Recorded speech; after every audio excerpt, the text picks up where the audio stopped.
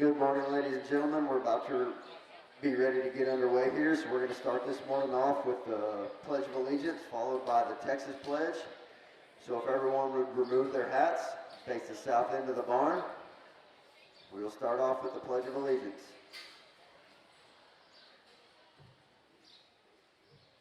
We have Whitley Anderson and Savannah Shanholtz leading us in the pledges this morning. I pledge allegiance to the flag of the United States of America and to the republic for which it stands, one nation, under God, indivisible, with liberty and justice for all. Honor the Texas flag. I pledge allegiance to the Texas, one state, under God, one and indivisible. Thank you, ladies. All right, we need Class 1 lightweight crossbreds. Bring them to the holding pen. Class 1 lightweight crossbreds. Bring them to the holding pen.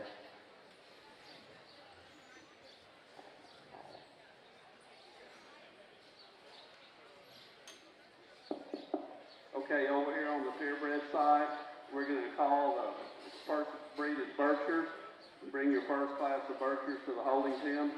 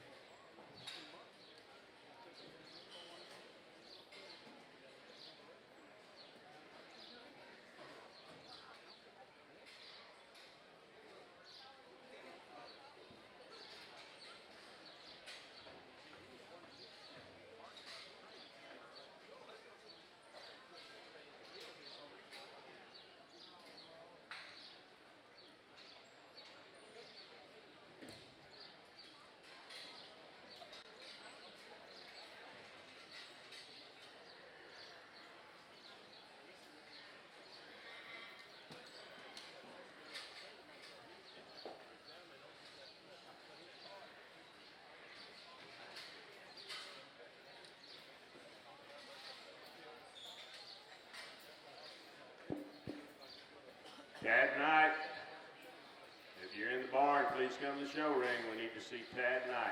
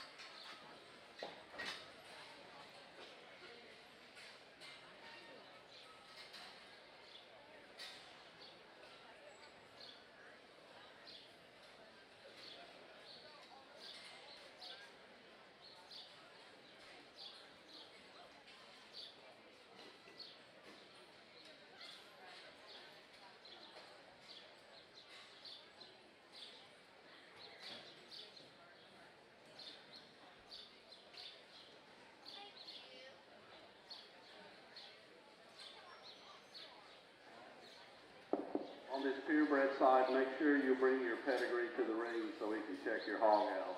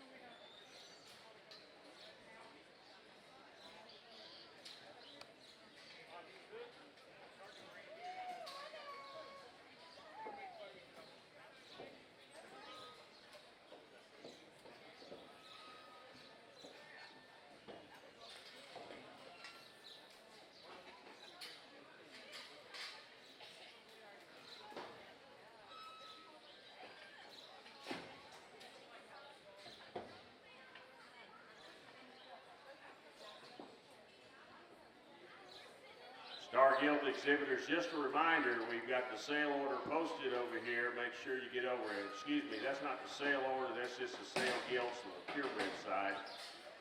We'll be posting the final sale order sometime after the conclusion of the show.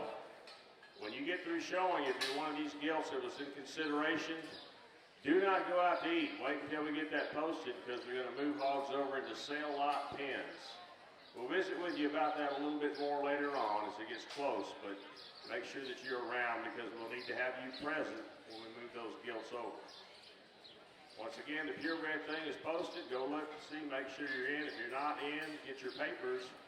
If you're in and you're showing on the purebred side of the show ring today, make sure you get a copy made because you will need those papers in the Junior Breeding Gilt Show.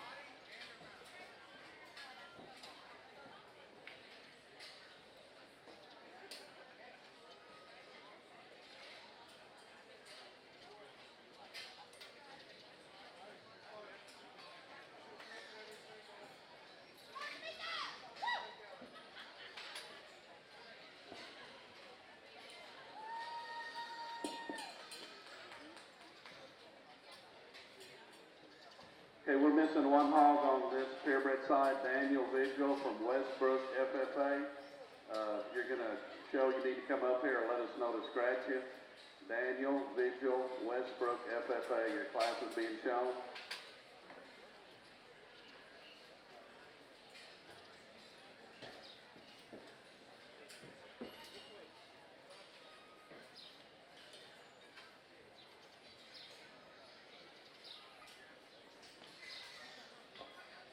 Attention Gilt exhibitors on the Star Gilt crossbred side.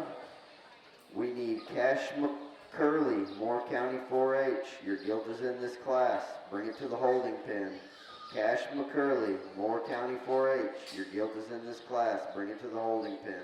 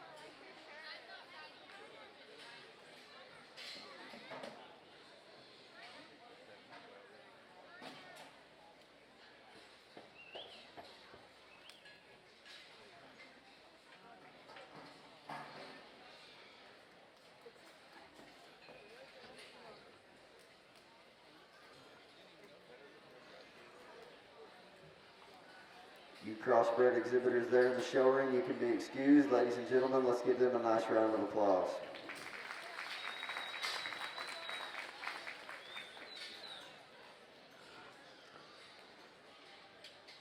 All right, crossbred exhibitors, we need your Class 2 lightweight crossbreds. Bring them to the holding pen. Class number 2 lightweight crossbreds. Bring them to the holding pen.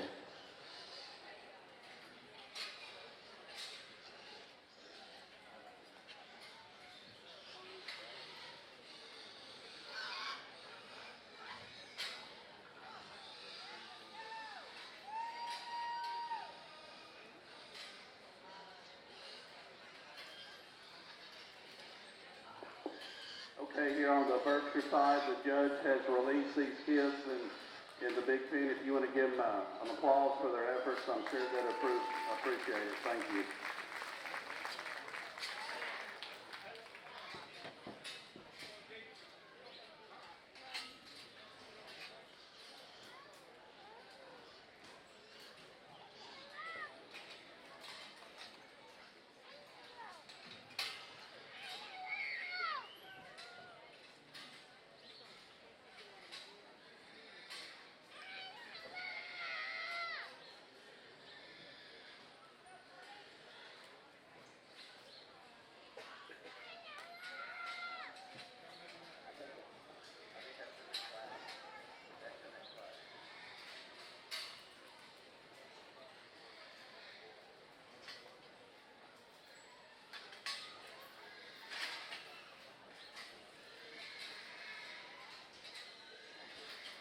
Class number 2 lightweight crossbreds. Bring them to the holding pen.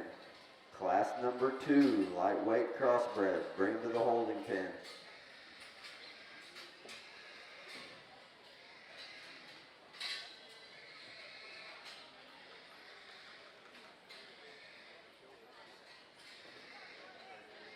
We need Gentry Barraza. Please come back to the holding pen and get your gilt. Gentry Barraza. Come back to the holding pen and get your gilt.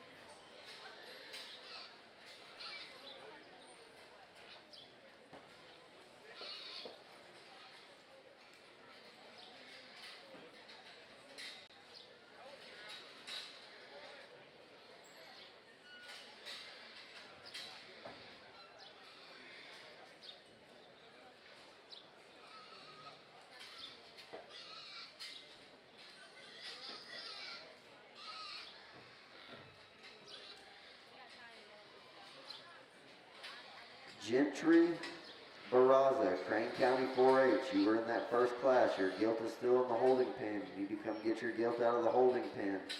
Gentry Barraza, Crane County 4-H.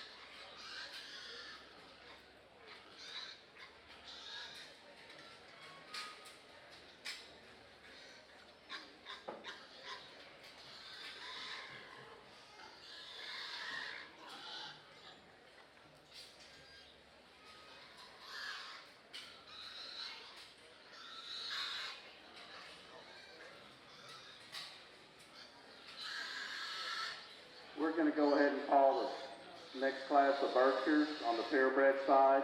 The next class of Berkshires, please make your way to the holding ring. I'm going to speak a little about our judge this morning. His name is Kyle Knuth. He's from Milford, Illinois. He raises show pigs for a living. He's also a director on the land race board with the NSR, and his wife, Ellen, works at the NSR in charge of the junior shows. He went to Lakeland College and University of Illinois, and he came a long way. And a little bit he'll give us reasons. So if you give him a round of applause for coming today.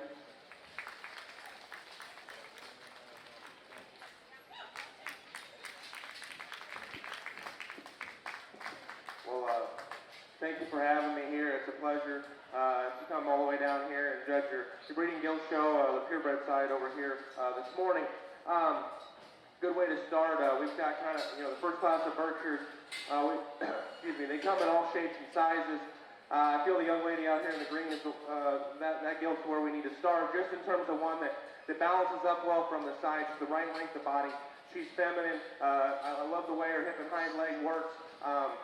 We could set her shoulder back ever so slightly, but for one that's got genuine width, genuine muscle, I like the way the squareness she possesses from hock to ground. Young man has a really nice gilt there in second as well. Flexibility, this one's actually better in the pitch to her shoulder. She's a little bit longer body, and she's not as wide as she goes away from me. She's definitely safer there than the ones that we move on down the line with. But this young man's gilt gets off when he gets her head up and she cooperates. I like the way that one balances up from the side.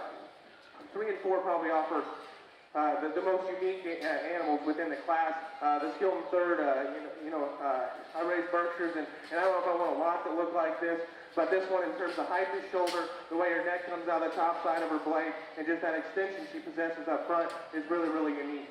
This one's a little flatter all the way through.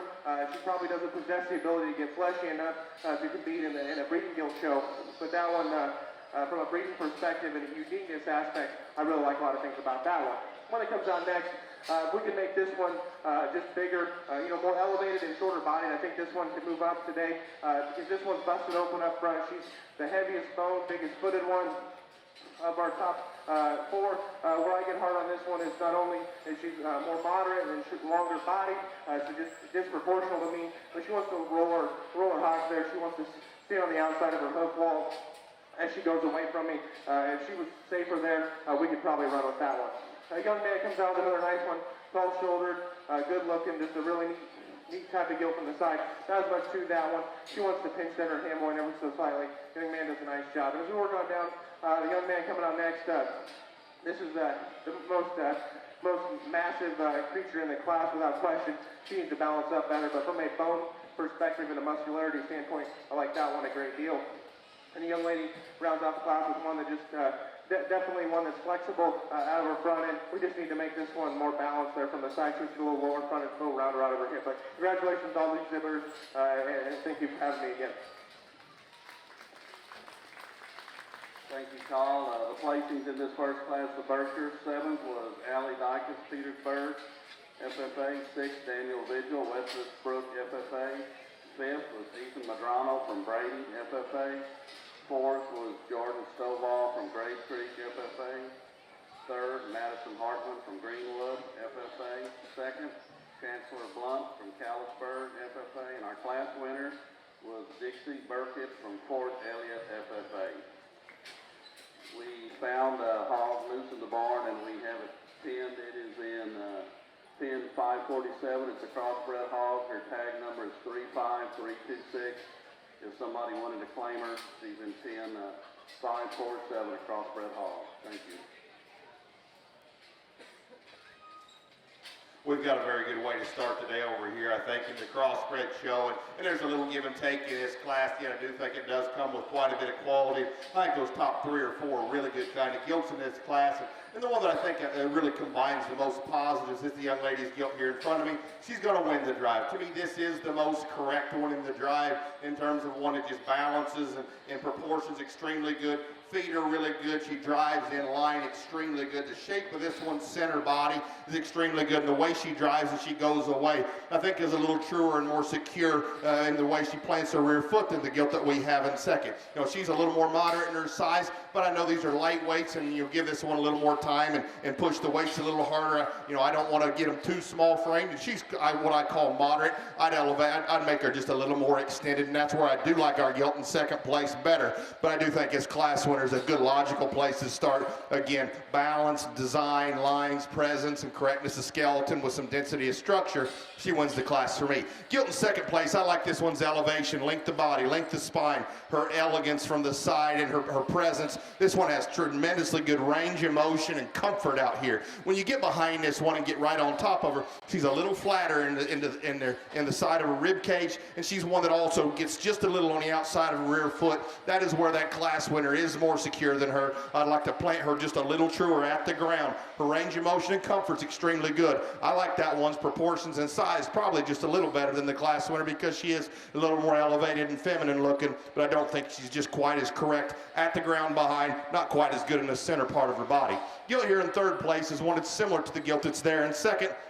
Like this one's general pattern, really good. She's a good lined one. She's very comfortable as well. She's not quite as long in her rump. She doesn't reach quite as far back with her hock as either of the two that were in first and second. And she's another one that we'd make her a little more pliable in the center of her body. But her design, her balance, her comfort and correctness of feet and legs, she drives in line extremely good. She's not quite as stout in her foot. She's not quite as just long in her rump and as loose out of her rear leg, but I think a very nice gilt to sit there in third. Gilt here in fourth place is another one that opens up good with a big blade and a big body and a big hip in her. She's one that gets to be a little rounder than I think is ideal. She pushes on the outside of her rear feet. She's a little smaller in her stature. We'd elevate her, lengthen everything out just a bit. And again, she's a little rounder in her shape than I think is just ideal for a female, especially at this stage.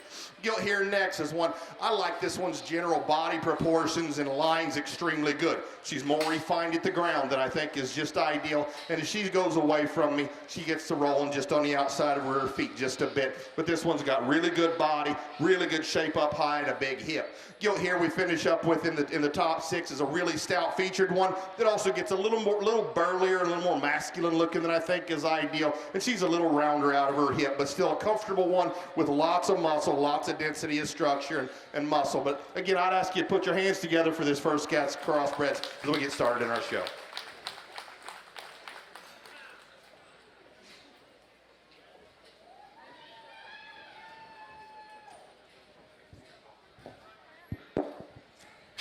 Attention exhibitors on the Star Gilt crossbred side. We need your class number 3 lightweight division crossbreds. Bring them to the holding pen. Class number 3 lightweight crossbreds. Bring them to the holding pen. Would like to remind everyone here on the south end of the arena, please keep this alley clean, especially the gates. If you are standing in front of a gate, you are standing in the wrong spot. Please get away from the gates and let these exhibitors get their gilts to the show ring. Class 3 lightweight crossbreds, bring them to the holding pen. Class 3 lightweight crossbreds, bring them to the holding pen.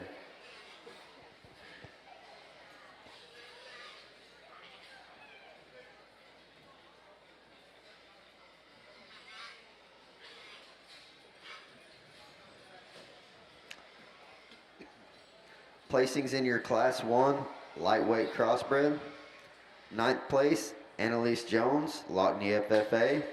8th place, Carly Webb, Godly FFA. 7th place, Reagan Helms, Ballinger FFA.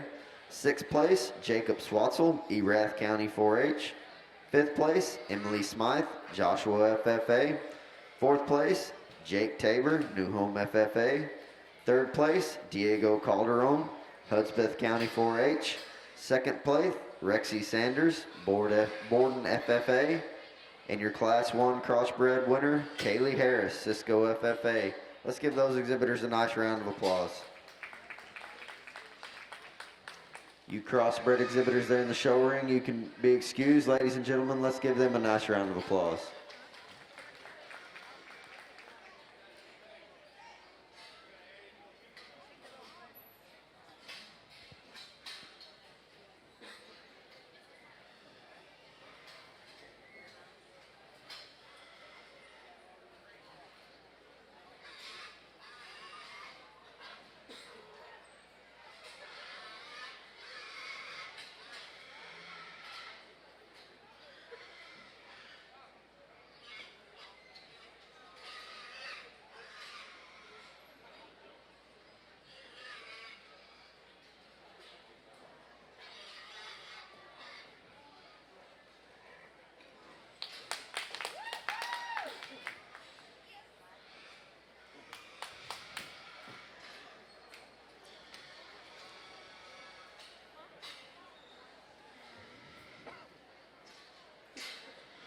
Second call, Class 3 lightweight crossbreds, bring them to the holding pen. Second call, Class 3 lightweight crossbreds, bring them to the holding pen.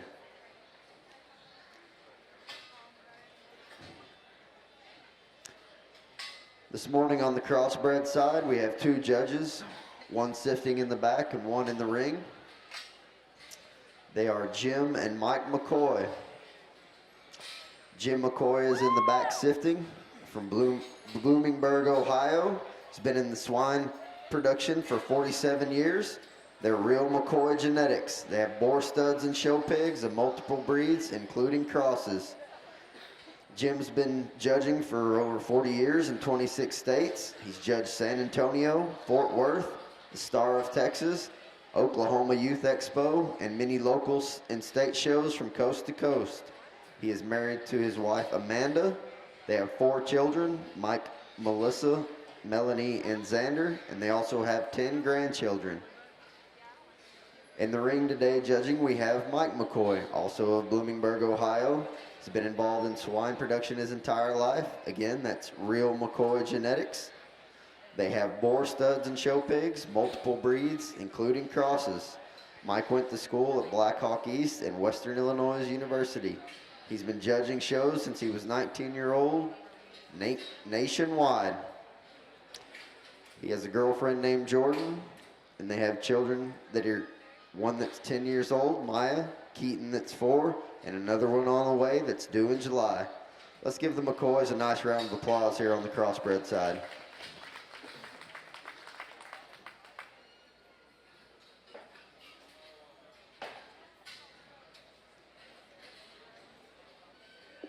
The Gilts in this ring have been excused. You can please give these kids a round of applause.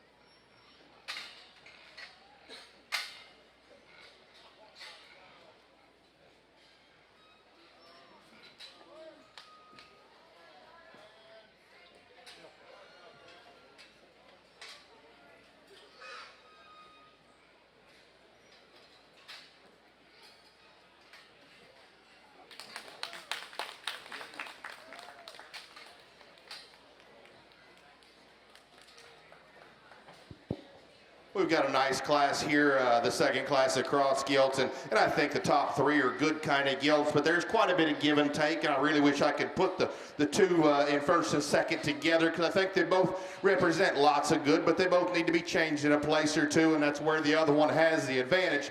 The Gilt I use to win the drive out here is a loose, flexible, immature, feminine kind of Gilt, really good range of motion. She's one that opens up pretty good up front.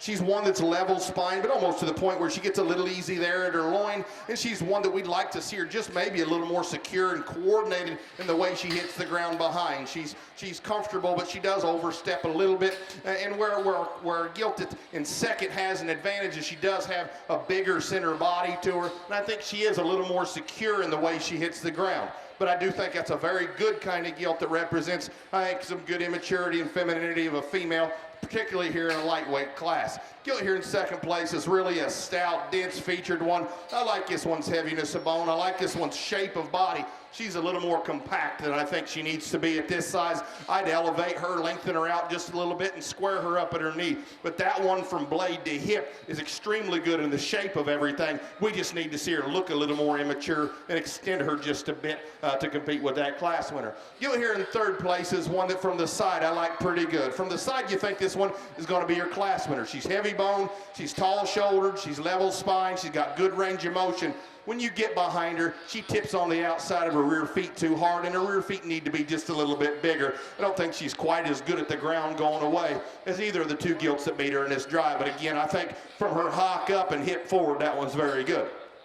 Blue Gilt here next is just a good, practical, fundamental, basic one that covers all the basics fairly well. She's a little plainer in her look. Her skin and hair preparation's a little plainer. She's not as defined out of her hip and rump. Her rear leg's not quite as big. She's just a good, fundamental Gilt that doesn't have as special of a look maybe as those Gilts that are above her in this class. Gilt here next is a stout-headed, stout, bold-ribbed one that looks a little more jammed up, a little more masculine maybe than I think is ideal. Want to lengthen her front, lengthen her side, and give her just a little more immature look. But that one is very big and dimensional in the center part of her body. Another nice class. I'd ask you to put your hands together for this class as they head out of the ring.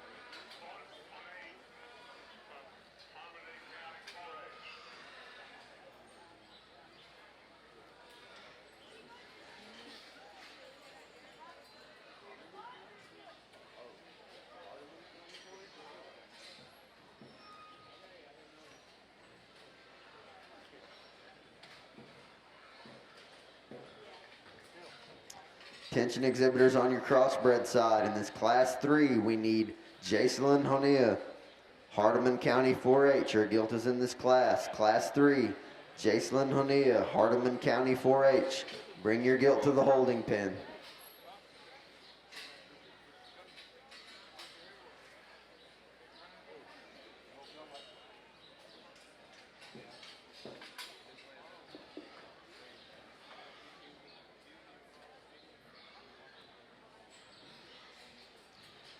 Again, Jacelyn Honea, Hardeman County 4-H.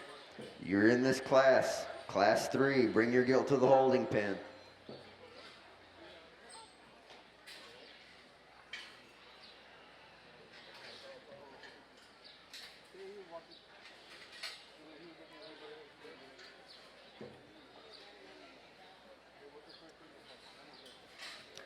Placings in your Class 2 crossbreds.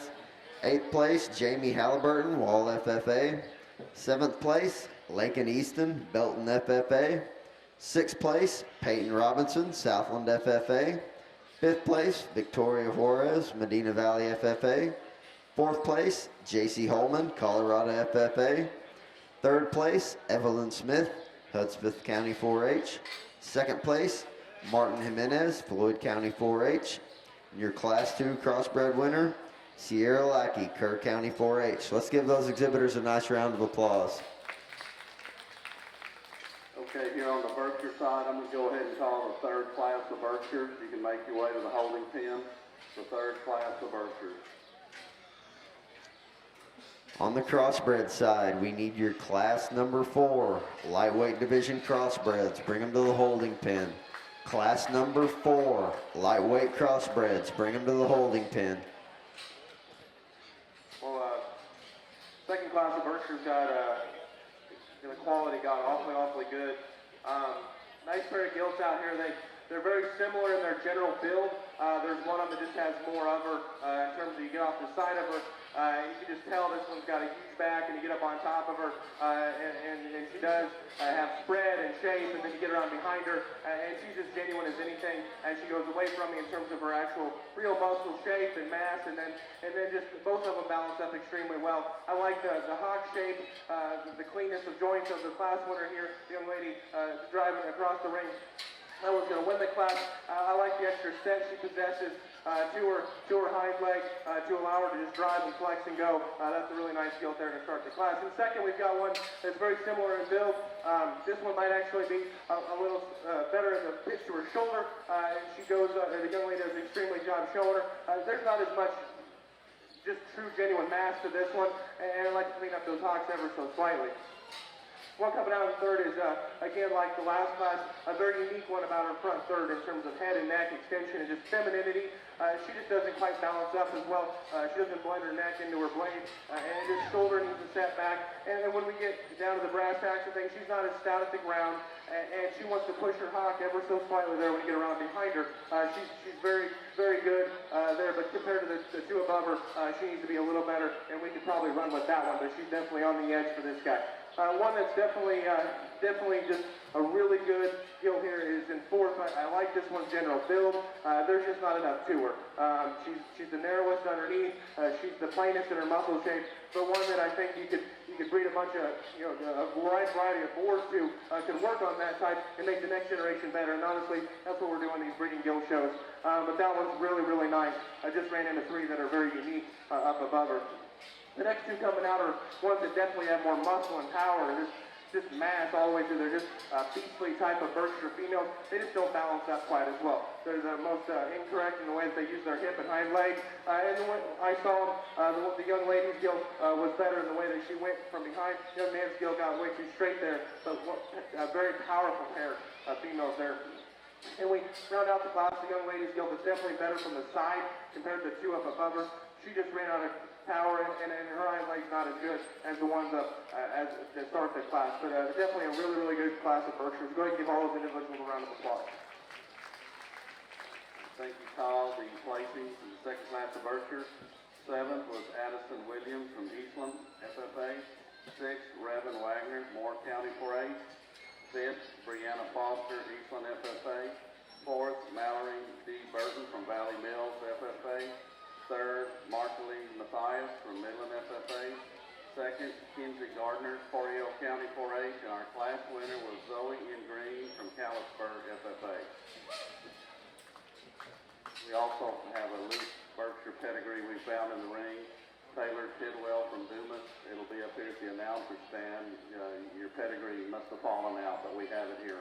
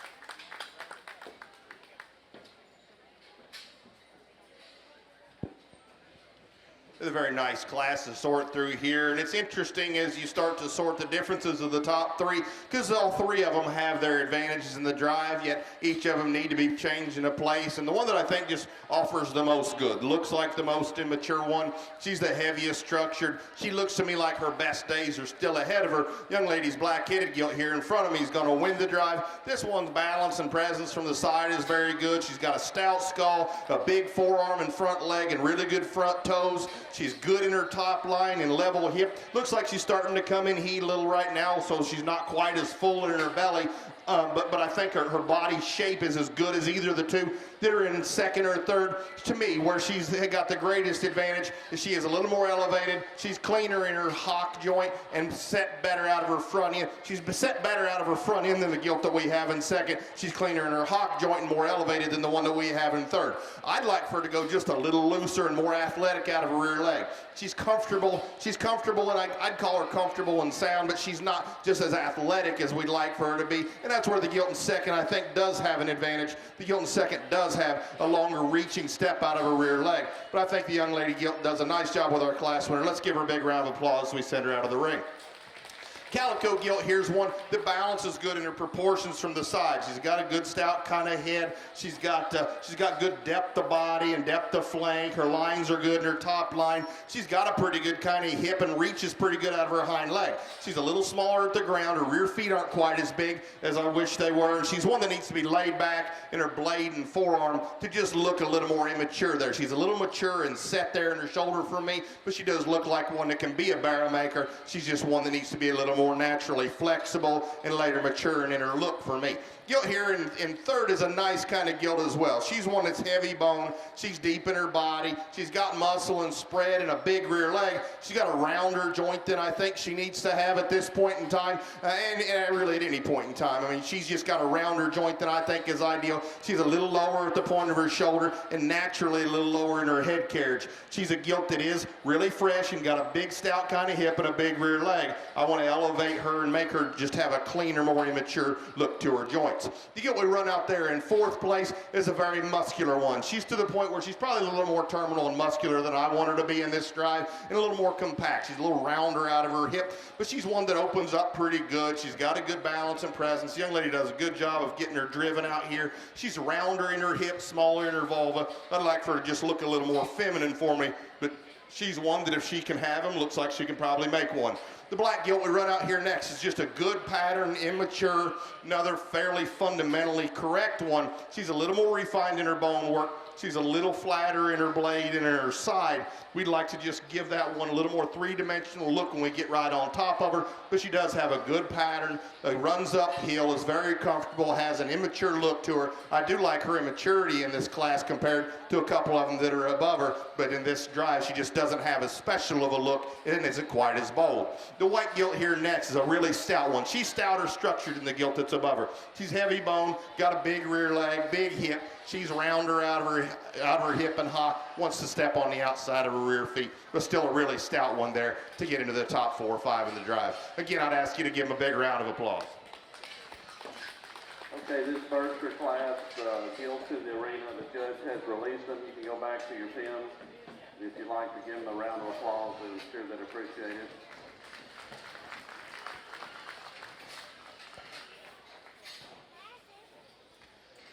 In your Class 4 crossbreds, we're missing 2 gilts. Raina Buck, Belton FFA, bring your gilt to the holding pen. You are in Class 4. Also, Elliot Rohrball, Callisburg FFA, bring your gilt to the holding pen. You are in Class 4. Again, Raina Buck, Belton FFA, bring your gilt to the holding pen. Elliot Rohrball, Callisburg FFA, bring your gilt to the holding pen. You are in Class 4.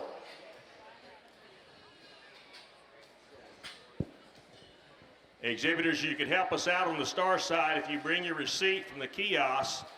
In case there's any confusion about your class, please bring your receipt with you that you got at the kiosk to the show ring. Put it in your pocket and bring it on up.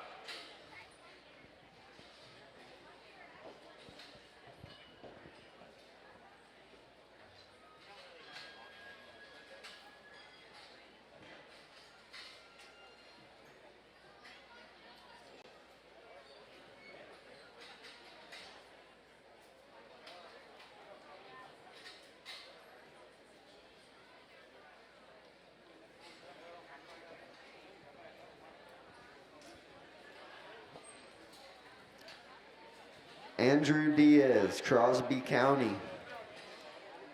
Your crossbred gilt is in the scale over by the wash racks. If you're looking for your gilt, Andrew Diaz, Crosby County, we found your gilt over by the wash racks in the scale.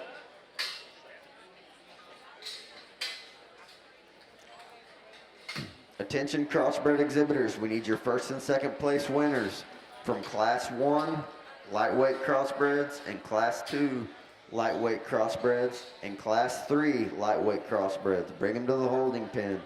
Your first and second place winners from Class 1 lightweight crossbred, Class 2 lightweight crossbred, and Class 3 lightweight crossbred. Bring them to the holding pen.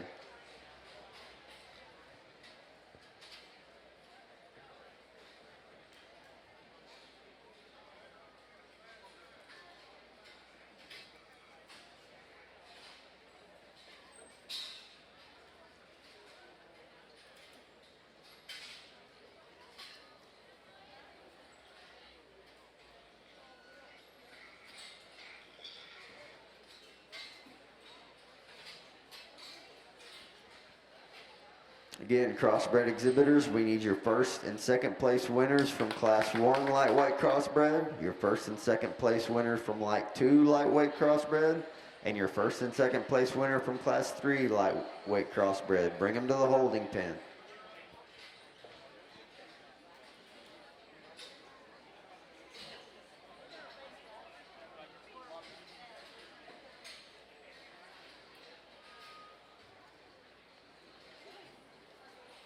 Placings in Class 3 lightweight crossbred. 8th place, Tucker Adkins, Gerald FFA. 7th place, Michelle Guerrero, Lotney FFA. 6th place, Briston Lowry, Ilu FFA. 5th place, Presley Elson. 4th place, Sadie Lambright, Lubbock Cooper FFA. 3rd place, James Spencer, Seminole FFA. 2nd place, Nathan Van Beek, Dalhart FFA. And your Class 3 winner was Autumn Smith, Winkler, Lovin County 4-H. Let's give those exhibitors a nice round of applause. Okay, we're going to call the last class of Berkshires to the holding pen. That's the 4th class of the last class of Berkshires to the holding pen.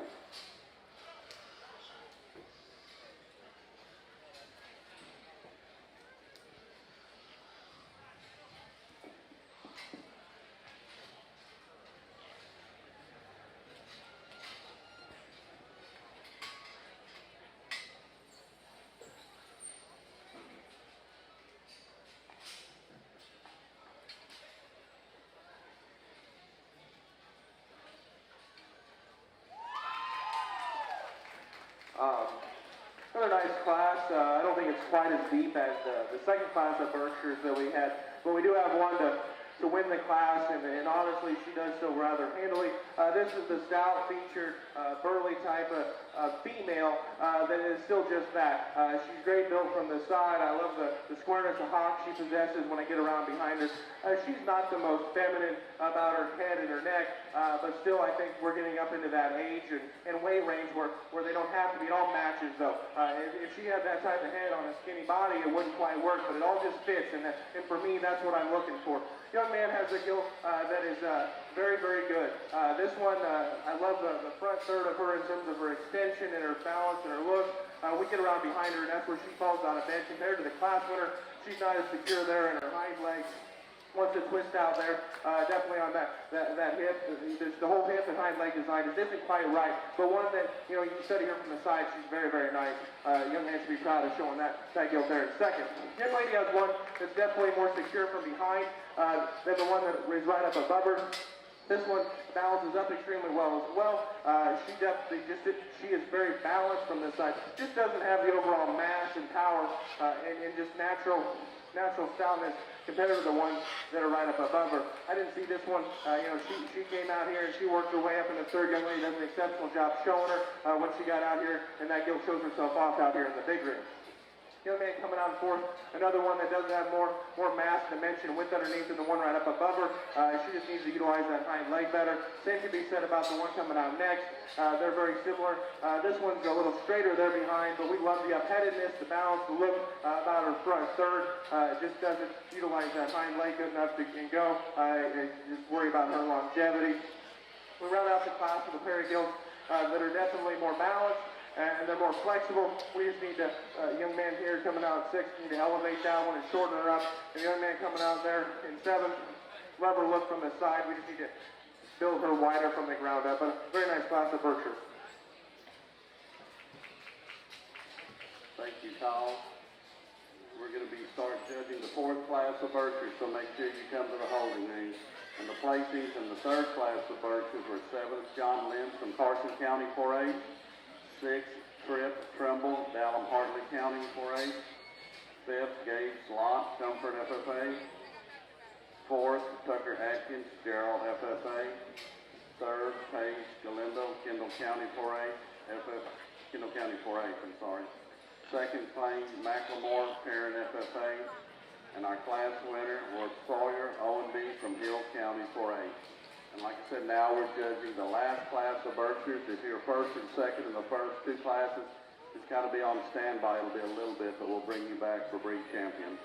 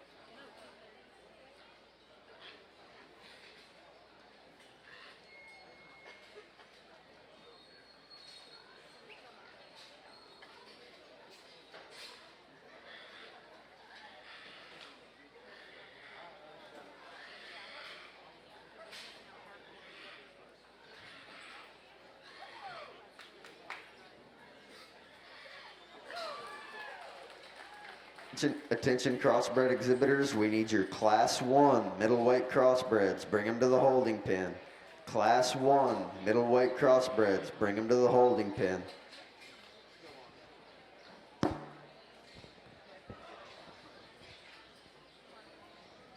Another nice class to sort through here. And again, the gilt we used to win the class, I think, is kind of the combination gilt of the drive. She's one that, to me, compared to the gilt in second, just has a bigger heart and has more pliable look to her body. I actually, as a sow, I prefer her skin texture and underlying texture over the gilt in second. She's one that covers the surface very comfortable out here. She's got a little rounder and bunchier there in her upper hip that I think is just ideal. And I'd like to have her to have a little bigger vulva. But that one to me does read like one that's got a functional kind of look to her head and face. She opens up good up front with a big blade. Her rib cage and body is very good, really fresh as she comes out of the back of her blade. And again, goes to the ground very true and comfortable with some heaviness of structure. The outlier in terms of shape and just rear leg bone is the gilt that's here in second place. This is a very, very stout-hipped, very stout rear-legged one. She's a sharper-headed hog with it. You decide whether you like that or not. I'd like her to have a little stouter skull like that gilt in first place. And I'd like for her to look a little more pliable there in her forerib for me. She's a little more set there in the rib cage, and I think is ideal. I want to elevate her and, again, make her just look a little more maternal in her look out here. She looks like one that, again, if she can have them, it looks like she could probably make one, but she's a little more terminal in her look than probably what I prefer in a breeding gilt show. The gilt that's here in third place does have what I think is a better body type and skin texture to her than the gilt that was there in second. This is a good pattern one from the side. I like this one's general pattern and look really well. She's not quite as heavy bone, and as she goes away there, she's doing something with her left rear leg where she's stepping out a little bit and a bit uncomfortable. She can't handle that left rear leg quite as good as either of the two that were in first and second. That's what lands her in third.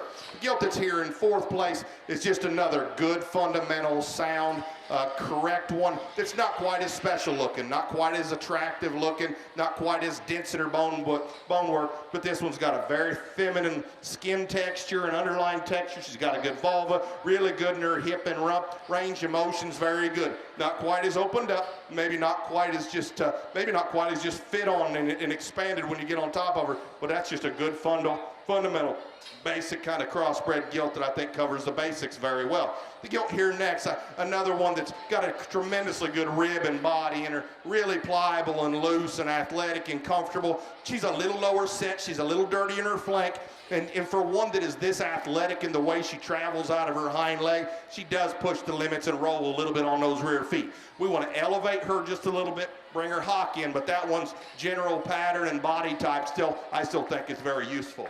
Gilt here next is a really attractive one. Has a little neater show look than either of the two gilts that were just above her. But as we compare her skeleton to those, she's a little more upright and forward in her shoulder. She's a little tighter out of her hip and rump and a little tighter on her rear feet. We didn't want to say everything just go a little looser. I like her general look. We want everything to go a little looser and just a little more pliable, but still very nice class here. And I'd ask you again to give them a big round of applause before we go to division.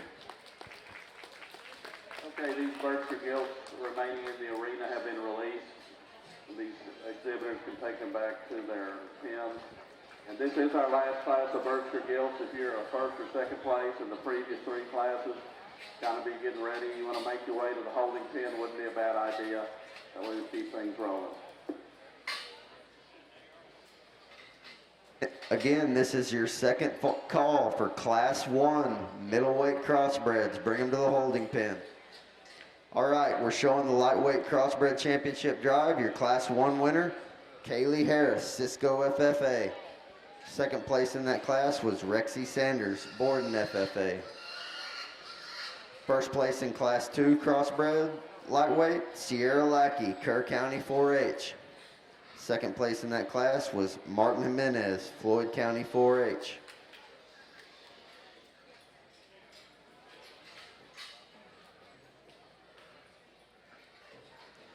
First place in Class 3 lightweight crossbred, Autumn Smith, Winkler Lovin County 4-H. Second place in that class, Nathan Van Beek, Dalhart FFA.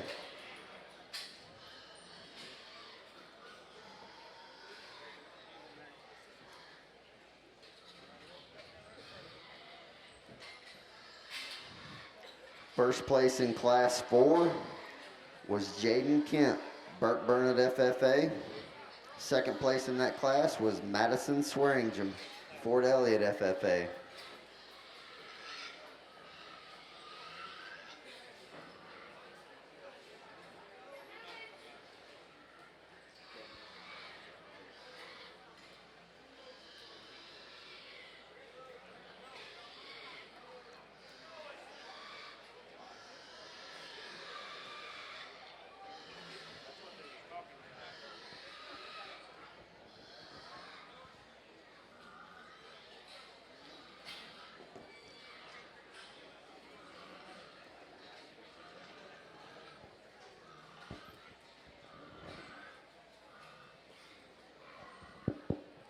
We need Class 5 crossbreds. That's our first class in the middleweight division. Class 5 crossbreds. Bring them to the holding pen. We're now selecting our champion lightweight cross.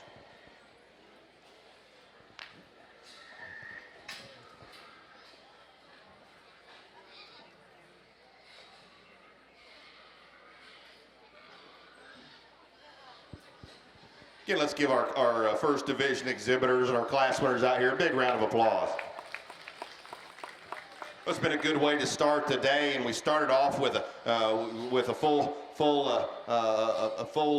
steam ahead with that class, because there was a really good group of those there, and then it was a little piecier as we got into the next couple, and then we got into that fourth class, and I think those are the two that came out of the stronger classes, and those are the two that I think surface out here as being the ones that everything just fits together just a little bit better. I like the other two out here quite a bit, but I like their pieces, but we need to make things just blend just a little bit better and more three-dimensionally proportional. The other two out here I think are awful good. These two are really good in their body, their comfort and range of motion, their presence is very good.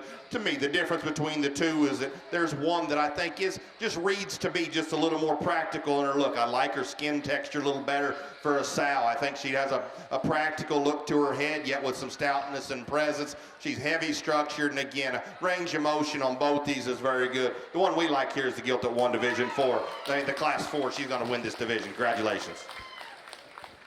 Congratulations to Jaden Kent, Burke Burnett FFA, champion lightweight cross. We'll now have Madison Swearingham from Fort Elliott FFA. Well, nice pair here at the top of the last pile of the Berkshires. They're very similar in terms of their general build from the side. They're tall-shouldered, they're good-looking. The way that they use their hind leg from the side, it is very similar. The young man that's in second actually probably takes a longer reach. But where I break them down is I think that the one that wins the class is the best proportionally in terms of height of shoulder, shortness of body, and she's definitely more busted open in her chest. She's bolder in her chest, she's square in her knee, and she hits the surface as square as any that we've got towards the top of the class here. And when I get around behind her, I think she's more genuine in her width there behind. She's perfectly square as she goes away from me, and she's got more muscle there, and not a fluff, I guess, per se. Young Madison second does an exceptional job. This one's definitely balanced from the side. I like the way that her hawk shape is there from the side. When I get, as she comes at me and as she goes away from me, she's just narrower underneath and just needs to be naturally busted open wider. As we work on down, the young lady in third, one that's definitely tall-shouldered and good-looking about her front third. This one's got real muscle. She looks like a lady. She rounds out of her hip and gets more uncoordinated there behind. The one that the young lady does an exceptional job of showing her when she gets her head up and gets her going. She can give you a really nice look at times. She's just too steep there out of her hip. Young man comes out here in fourth with another one that's really balanced from the side. You love her look, and I feel there's just not near enough to her there underneath. Once you get a little more hinge there out of her hind leg. And young lady rounds out the top five with one that's just a little lower performing. We love her balance and look, and I feel she's just a little harder doing in her look, but the young lady does an exceptional job of showing her. Congratulations, all those exhibitors. Well, for reserve out here, we bring out that second place gilt. And as we talked to her in class, that one's an extreme piece. I think a lot like the other two class winners out here. The black-headed one is a really extreme piece and for elevation and heaviness of structure. We want to change her and you change her hind leg just a bit. We got the gilt over here. Love that one's length of body and length of front and presence. We want to stouten up her spine just a little bit. And then, like I say, this one here is a real extreme piece, but again, maybe a little more terminal than I prefer for a female to look. To me, I think it was a fairly close decision between that class 1 and class 4. The one we like that we think everything fits together so well. Young lady right here from the very first class is going to have your reserve in this division. Congratulations.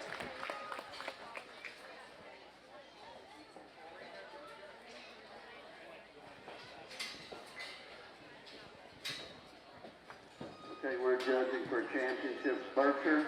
I'm going to read the winners of the last class. Fifth was Brianna Keith from Wichita Falls. Fourth, Sheridan Raggle from Grayford FFA. Third, Emily J. Cooper, Cisco FFA. Second, Luce Bonard from Kendall County 4-H. And our class winner was Jason Creed from Gillespie County 4-H. And now we're judging for the champion Berkshire. We need to have a parent or adult leader with our champion and reserve lightweight crosses come to the ring, please. Parent or adult leader. Our reserve champion was Kaylee Harris from Cisco FFA. We now should have class 5 middleweight crossbreds in the holding pen.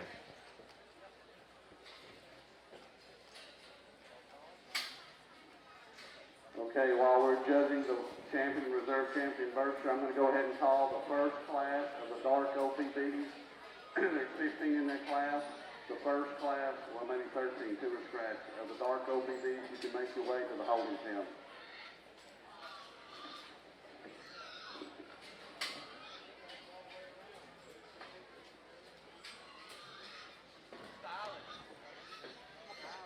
Again, we need a parent or adult leader over here on the crossbred side with your champion and reserve champion lightweight crossbred.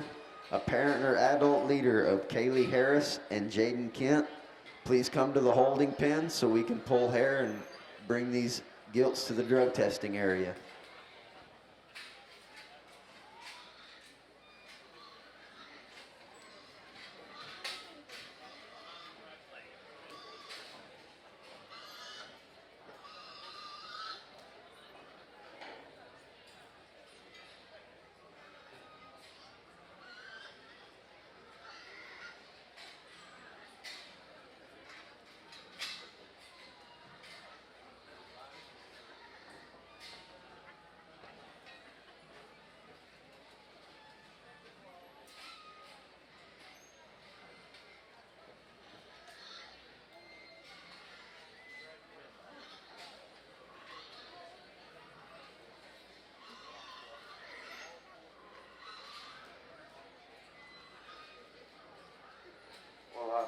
Go ahead and give these 4 exhibitors, or all 8 of them, a round of applause.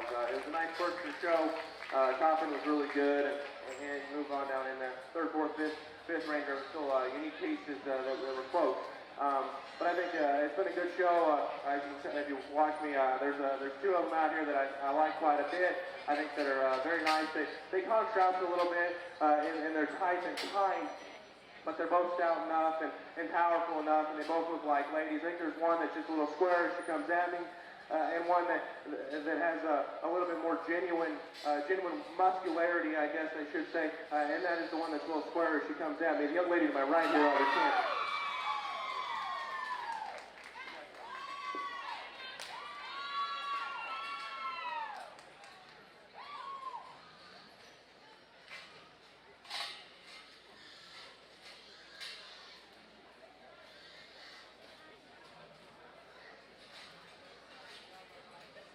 Bring the 2nd place gilt out, and like we talked to her in class, we just love her head and neck and her balance on the side, and we'd like to reconstruct her hind leg and her hip ever so slightly, but one that definitely fits in, and she's right in here in the quality that it takes to win. There's another one out here that I like quite a bit. She hit me as hard as any in class. She just ran into one that was very unique in some parts and pieces. Young lady out here in the middle of the blue shirt will have your reserve.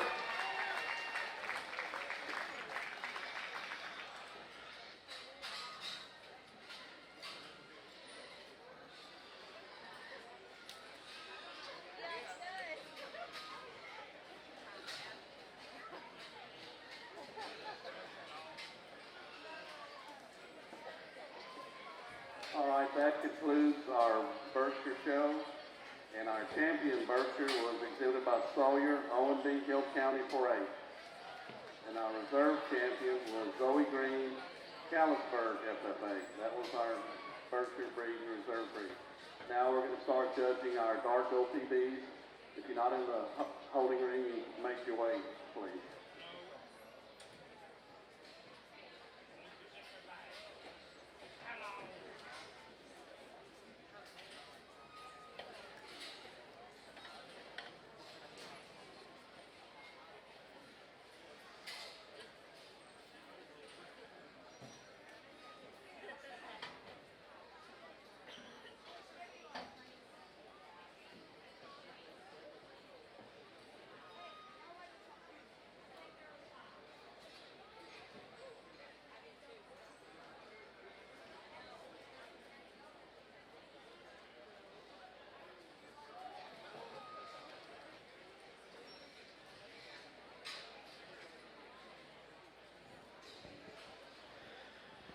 Attention crossbred exhibitors, we need your class number 6 middleweight crossbreds, bring them to the holding pen. Class number 6 middleweight crossbred, bring them to the holding pen.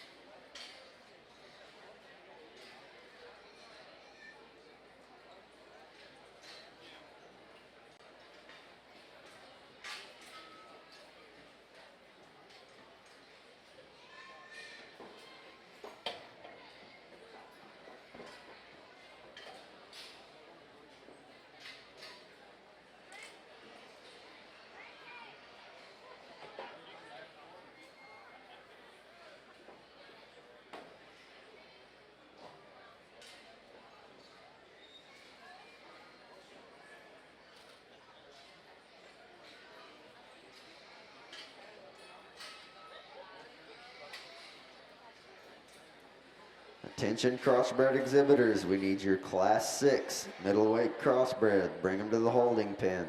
Class number 6 middleweight crossbred, bring them to the holding pen.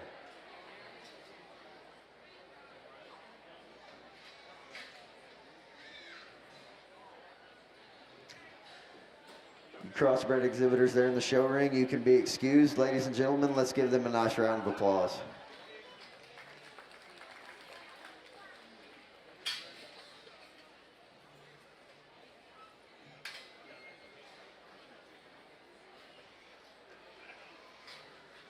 I'd like to take this opportunity to introduce the official swine show sponsor this year of the 2020 San Angelo Stock Show and Rodeo.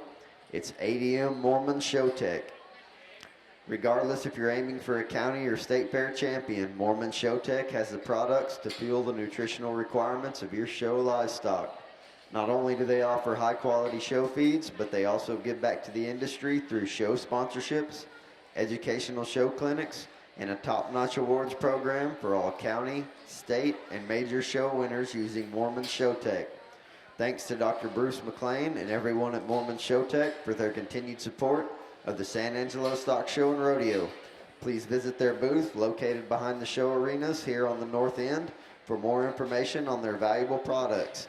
Again, that's ADM Mormon Showtech, your official swine show sponsor. Let's give them a nice round of applause.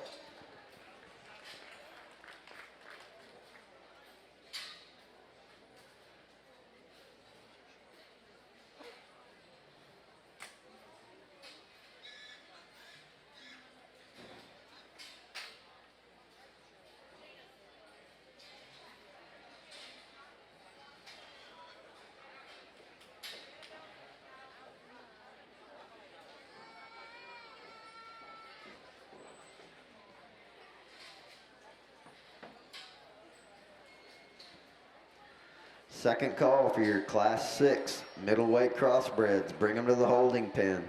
Okay, we're missing a hog on the Berkshire side. Tristan Trout, Fort Elliott FFA. Your class is being shown. If you're not going to come, please let us know. Dark OPBs, first class Tristan Trout, Fort Elliott. FFA.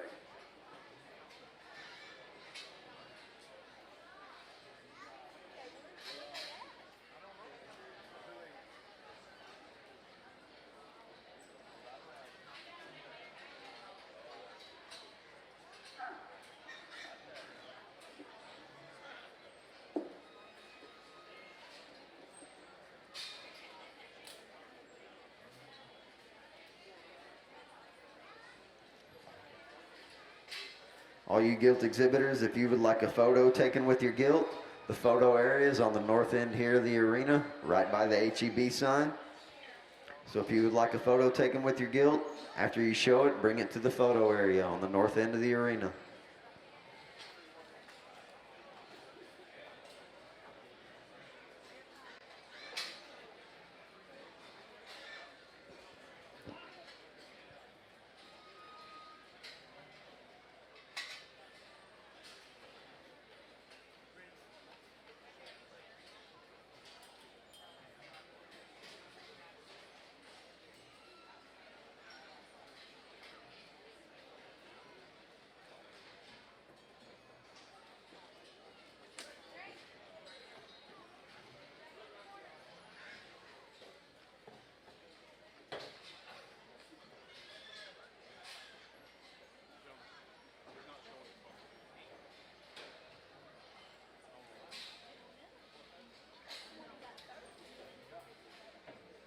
Okay, the Berkshire exhibitors in the arena have been excused.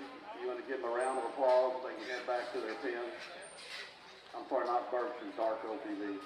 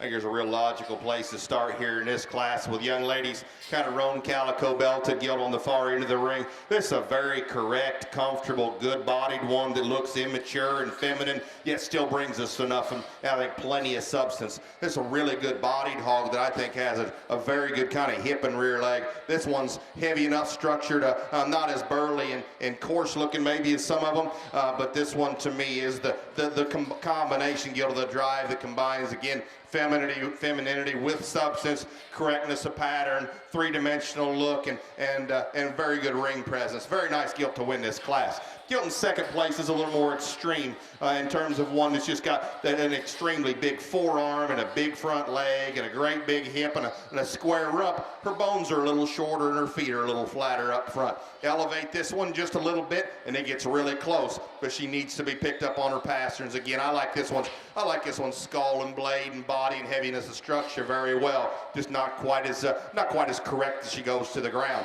The Gilt we run here next is solid white one, I think, for making white bear, this could be very good. This one is very, very stout. She's really good in her fore-rib and body. Got a big top and a great big hip in her, yet still does it with a pliable enough kind of look. She's one that needs to be a little taller at the point of her shoulder to make everything balance a little bit better. And this one's got a great big rear leg. We want to clean up her joints just a little bit for me. But again, I think that one is a very neat piece there to be sitting in third place. The blue gilt here next is a tall-shouldered, attractive-headed, stout-featured one, stout-skulled one with a level spine and good muscle and shape, and she's pretty heavy bone. She's a little more rigid in the way she goes to the ground off of both ends. Lay her back in her shoulder a little bit, relax her in her rear pasterns, give her a little softer, more pliable look to her body. But that one's general pattern and presence and look is still very good and still does it with some heaviness of structure. The black-headed gilt here is one that she gives you a little different look at from time to time where when you get behind her, her color doesn't help her, and she's a little different off that left hind leg, where when she goes away, I know Dad didn't grab her right off the bat back there, and probably because of that look when she goes away, especially when she tries to turn some with that color on her hip. It makes her look probably a little more off on her hind end than what she really is. But this one is a big bladed, big forearm, big ribbed one. She needs to be a little stronger on her front feet, and we do need to change her hind end just a little bit.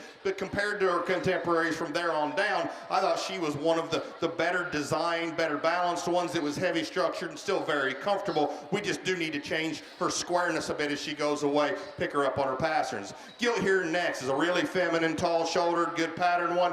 She needs to be more dense in her bone work for me. If we can give this one just a shot more bone, we can work her up a good ways here, because that one's general pattern and body type is very good. She's just a little too refined to get into the top few places in this class. Another very nice class, and I'd ask you to congratulate those kids with a big round of applause. Okay, we're going to go ahead and call the second class of dark OTBs. The second class of dark OTBs, please make your way to the holding green.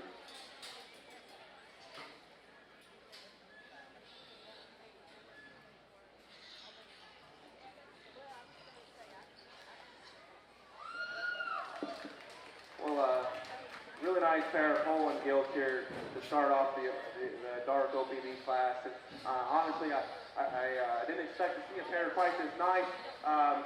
We don't have much to do with Polands at home, but I do appreciate good, unique livestock, especially for their breeds. And I think both these are they're muscular enough, they're square, they're good enough underneath. They look like ladies. Both of them need to be loosened off of both ends of their skeleton. So I decided to go with the young lady right here. That gilt is more feminine about her head. The one in second is a little more dish about her face. And if you're going to not be sound enough or be a little tighter, I guess I got to go with the one that's got more stuff. And that's the one I started out of the class with. But both of them want to give their exhibitors a little bit trouble. And I think that's partially for their skeletal issues, partial reason for that. But both of them are a very nice pair of Poland females. The one in second, definitely, as she started out the class, she was going plenty good enough, and she's starting to wear down. I do like her shoulder angle better than the class winners, but she's starting to push her out of her front end as well. A nice pair of Polands to start the class. In third is definitely the one that gets out here and goes better than the top two. She does give up a lot of weight, mass, and just muscle, and that equates to her being able to just be more flexible out here. She's not carrying near as much stuff on her skeleton, but this one still, pound for pound, is still a good-looking, great built one from the side that's square underneath. We just need to give her more weight, more days on feet, and just make her bigger in her kind as well. Young man comes out with one that's more closely related to our third place one in terms of being moderate, but this one definitely has more muscle. She's just a little bit longer body. I want to shorten her up in terms of make her proportions better, and she doesn't balance up quite as well from this side. The one that we like quite a bit, just ready to do a trio of really unique ones there at the top. Definitely one that's taller shouldered and good looking here from the side. That comes down next, she's a little shorter out of her hip and funnels to the ground in terms of muscularity, but we like a lot of breeding value in that one. We run out the class with the pair of gilts that definitely have enough stoutness and power and muscle. We just need to make them better balanced to move them up today. But congratulations to all these exhibitors. A good start to your dark OPDs. Attention gilt exhibitors, we need your class 7 middleweight crossbred. Bring them to the holding pen. Class number 7, middleweight crossbred. Bring him to the holding pen. All right, the placings on the first class of dark OTVs was 7th Laramie Sanders, Williamson County, 4A. 6th William Landers, Runnels County, 4A. 5th Sheridan Regal, Grayford, FFA. 4th Tyler Jackson, Hyco, FFA. 3rd Allie Dykus, Petersburg, FFA.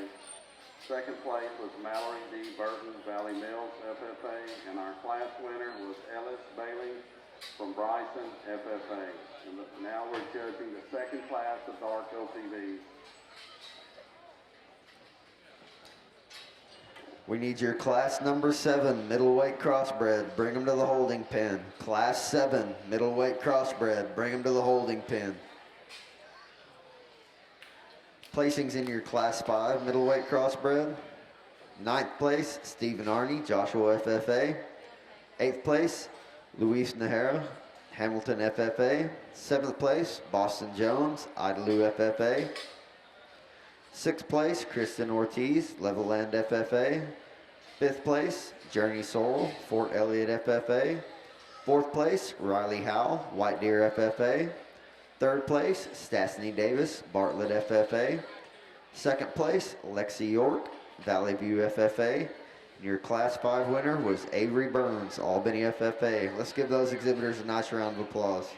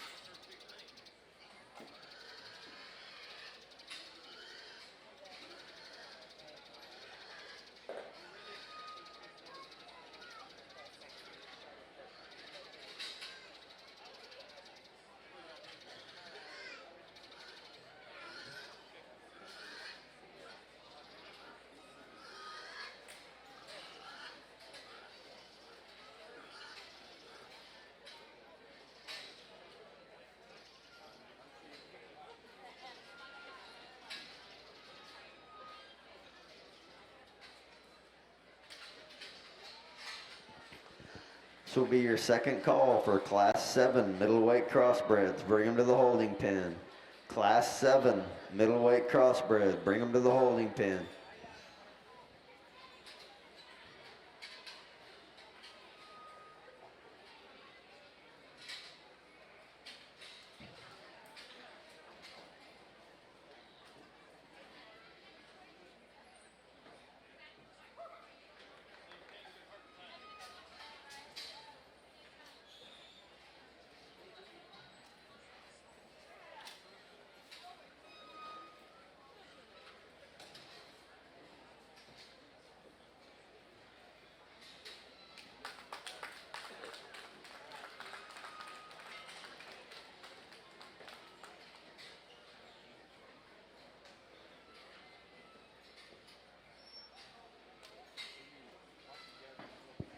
Got another really nice class to sort through here, and several of these hogs I think have got some usefulness to them, and yet when you get them out here into the top pair, I think these two surface to the top pretty easily. They're the two that proportion very well. Their presence and design is good. They're really good bodied hogs. They're hogs that go to the ground with some heaviness of structure. I'd change them both in one place, and it's really a matter of what you can accept a little more and a matter of personal preference for me. The gilt I'm going to use to win the drive is young lady's blue gilt here in front of me. This one from the side I think is leveler and longer in her rump. I like the range of motion she has out of her hip and rump just a bit better than the gilt that we have in second. She pushes the limits as she goes away, and as you ease that one up and start feeding her 4 or 5 pounds of sow feed a day, everything's probably going to settle in, and that one to me looks like one you can still build with. She's heavy structured, stout skulled, really good in her center body, really big out of the back of her blade with a big stout hip and a big rear leg, and again from the side her length and levelness of rump is better, range of motion is better. That's where I definitely find the advantage in her to win this class. Gilt in second place actually trues up and squares up in terms of her base width, the way she goes away from me, a bit better than the class winner. That's where her advantage is, but the disadvantage is from the side. She gets rounder and steeper and shorter out of her rump, but this is still, I think, a very nice kind of gilt. Really good in her body, a hog that's got a big blade in her and some heaviness of structure. We'd elevate her just a little. I don't think she's quite as just three-dimensionally big as that gilt we used to win the class, but I still think a very nice kind of gilt that really fresh and square as she goes away. We got to lengthen and level that rump just a bit. The spotted up gilt here next is a good pattern, very comfortable gilt. This one just comes out and kind of shows herself. We've got a kind of a greener showman out here that's working hard, but this one here is just naturally a good pattern, heavy skeleton, comfortable footed one. She's a little flatter in her side. She's one that as she comes to you, she turns her front feet in just a bit. This one doesn't look like she's got as much fit on her. That one might be a real piece to grab a hold of and use, because I do think that one's got a pretty correct skeleton and a heavy set of bones. The gilt here next is a really attractive, tall-shouldered, really attractive one with a good presence here in the ring. Really good out of the back of her blade, good in her body. Where we got to change hers, her hip and rump. Lengthen her rump, lengthen her stride, lengthen her femur just a bit, allow her to reach and plant and drive with just more athleticism out of her hind end. She's comfortable, but she needs to just reach farther for me.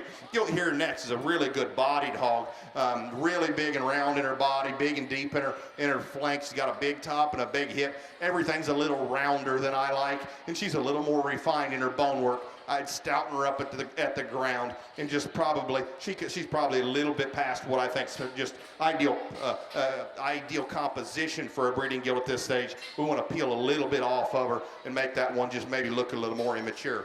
Gilt here next from the side I like a lot. Really big skull, really big forearm, front feet, lines and design are very good. Where she gets beat is when she goes away from me, she's too concerning. She plants and pushes her hock out just a bit, rolls on the outside of her rear feet. I want to see that hind leg just a bit more secure and correct. But again, from that one, from her hip forward, I like the features of that one to where she looks like one that could be a generator in those front 2/3. If her hind end can hold up for the sake of just longevity, that's a very, very neat piece to be sitting in 5th or 6th. Very nice class here. Again, I'd ask you to give them a big round of applause.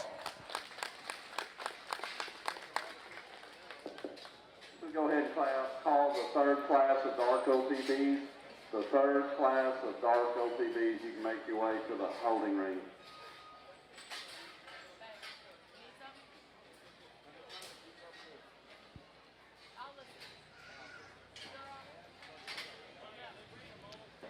Attention crossbred exhibitors, this will be your first call for Class 8 middleweight crossbreds. Bring them to the holding pen. Class 8 middleweight crossbreds. Bring them to the holding pen.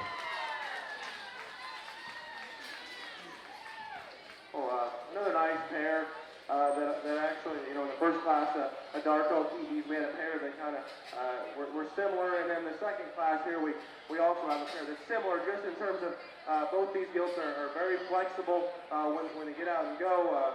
Both of them are feminine, and there's just one of them that has that much more to her, and that's the young lady in the blue that's going to start the class.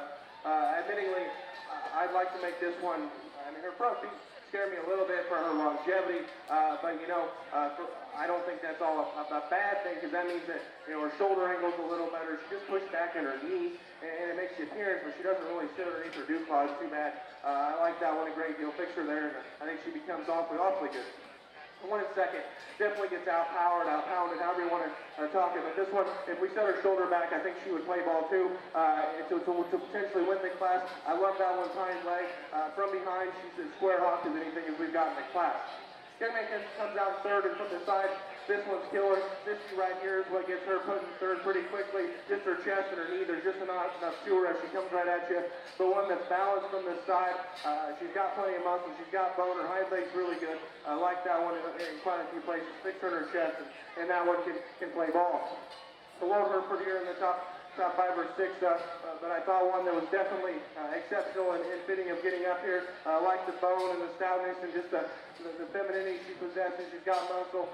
We need to just balance her up and we'll do a little rounder out of her hip. It doesn't have quite as much muscle and width underneath the one that's got plenty for a breeding gilt. Let's work on down here into 5 and 6.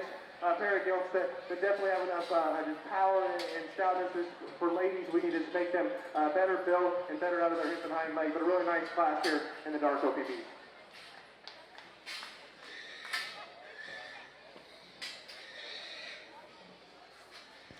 Second call for Class 8, middleweight crossbred. Bring him to the holding pen. Second call, Class 8, middleweight crossbred. Bring him to the holding pen. Okay, placings on Class 2 Dark OPB. 6th, Jim of H, Hamilton FFA. 5th, Riley Lee Sanders, Langford, Parker County 4H. 4th, Shelby Roberson, Odom FFA. 3rd, Ryland Bingham, Littlefield FFA. 2nd, Bridie Elliott, Miles FFA. And our class winner was Ashlyn T. Summers from Midlothian FFA. And now we'll start judging our 3rd class of Dark OPBs, which is our final class. There's only 3 classes of Dark OPB, so if you had a class winner in the 1st or 2nd, be on standby to come back for breed champion. Placings in your Class 6, middleweight crossbred. 9th place, Jonathan Vadnais, Kendall County 4H. 8th place, Cambry Swartz, Miles FFA. 7th place, Colton Rowan, Brady FFA. 6th place, Sydney Hughes, Fort Elliott FFA. 5th place, Jalen Gray, Callahan County 4H. 4th place, Cole McAlexander, Burke Burnett FFA. 3rd place, Micah Hagan, Stonewall County 4H. 2nd place, Emma Lozada, Princeton FFA. Your Class 6 crossbred winner was Claire Jeffries, Potter County 4H. Let's give those exhibitors a nice round of applause.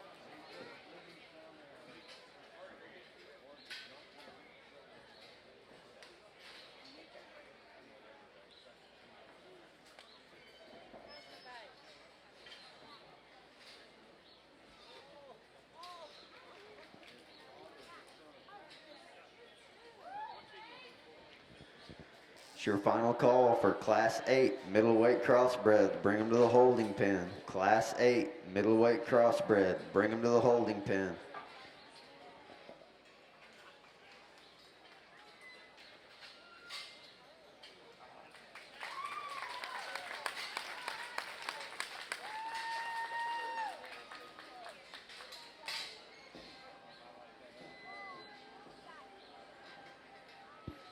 We got a nice class that I think falls together very logically for me, at least for the way I kind of prefer to line them up. And the darker blue gilt on the far side of the ring is going to be our class winner. And that one, to me, offers so many positives in this ring. She's one that's stout-headed and I think has the right kind of flesh to her face for a female. She looks like one that'll have appetite and grow and has a big blade and a big soft rib cage in her. She's bolder in her center body, bigger in her forearm, bigger in her rear leg, deeper in her body, more dense everywhere than the gilt that we have in second. This is one that's got a big tail root and a big loose rear leg. You know, right now, I'd tell you, I'd like for Volvo to be a little bigger, and we'd strengthen her on her front pasterns to be just ideal, but that one still looks like a very good hog you can build with. I think there's lots of good there in that one to use. The gilt in second place has a very, very nice look. Very tall shouldered, got an elegant look from the side, level spine, level out of her hip, goes to the ground pretty true off both ends.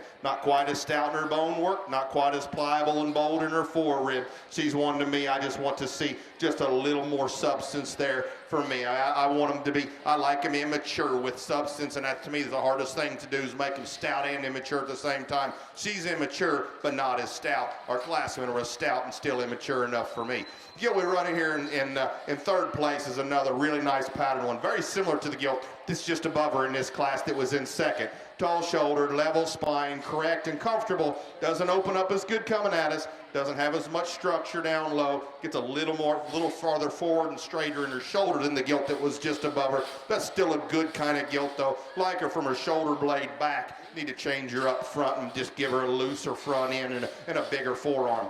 Gilt there next is a big-bodied, big forearmed one with lots of volume and muscle. She's one that gets a little lower fronted to me, a little down on her front feet, gets a little rounder as she goes away. Elevate her and make her just a little more immature looking for me, but still a good-bodied hog with lots of volume and muscle, and it's still a practical look to her body.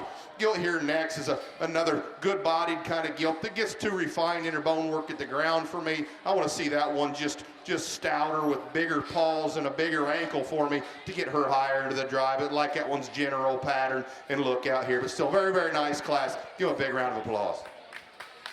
Okay, we're missing one gilt on the Class 3 Dark OPD, Aubrey Ayers, Idalou FFA.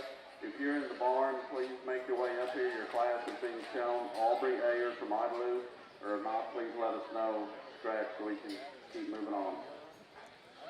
On the crossbred side, we're missing a gilt in Class 8. Larissa Hampton, Gorman FFA. Your gilt is in this class, Class 8 crossbreds.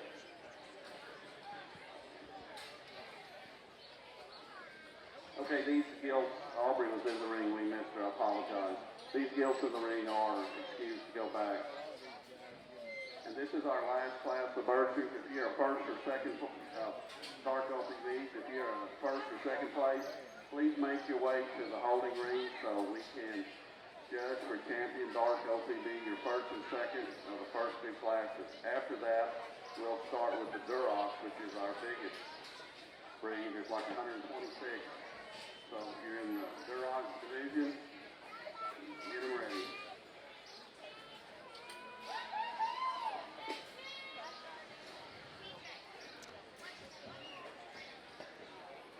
Attention crossbred exhibitors.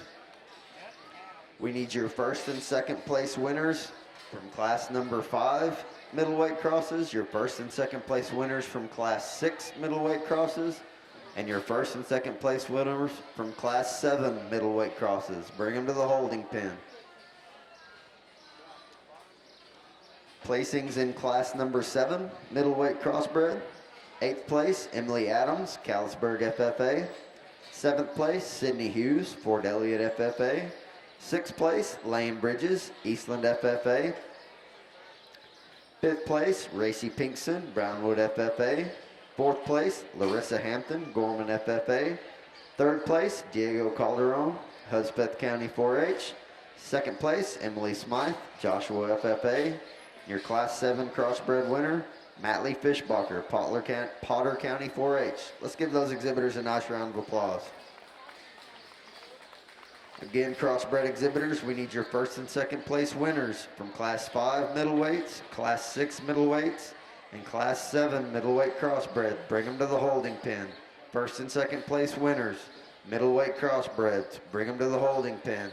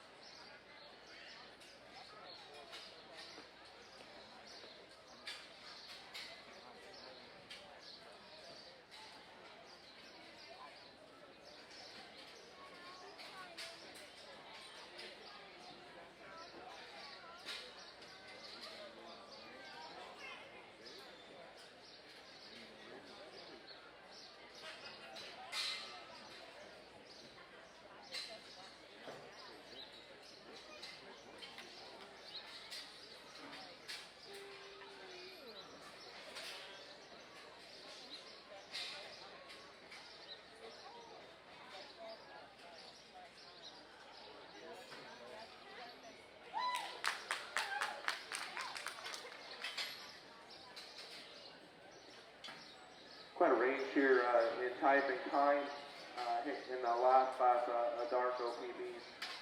Start with the young lady in the teal shirt on the far side. I think this is the one that puts the most positives together in terms of height of the shoulder, being balanced from the side. I like the way her hips designed. Admittingly, she has too much set there behind in her hock, and she overcompensates by jabbing her pastern in the, just a little rigid there in her rear pastern, but past that, I think this one still offers the most positive of anything we've got in the class. In second, we've got the more unique one that's a heavy bone, moderate, stout, just a stout everywhere type of a female. She's a little more in her knees. She comes right at me. She's not as attractive about her front third, and most concerning to me is that she wants to get outside herself ever so slightly there behind, and we just bring her hock in just a little bit. I think we could have ran with her, because I do like the way that she sets her foot down better than the class winner. She just to me, it's a priorities game, and she just steps outside herself ever so slightly. The one third here was the decision I had to make between second and third, I guess, because this one just doesn't, she doesn't match from one end to the other. I like her height of the shoulder, I like her balance from the side. She's just a little stouter skulled and just carries a little bit more there in her front third compared to what she possesses, and the rest of her body is a little flatter, but she does get out and go really well. The young lady does an exceptional job of driving her. When she gets her head up, everything just fits, and she takes a good stride behind. Just need to get her to balance up better from front to rear. So the bottom pair here, or the last two, fourth and fifth here, we can bring them both out. They're both those stout power type of Poland females, and they just need to balance up that much better. The one in fourth has more muscle than the one that rounds up our top five, but I do like the way that they're those moderate, wide-based, heavy bone type of Poland females. We just need to add a little bit of femininity to them and to work them up in the class. But a nice class to round out the dark OPB.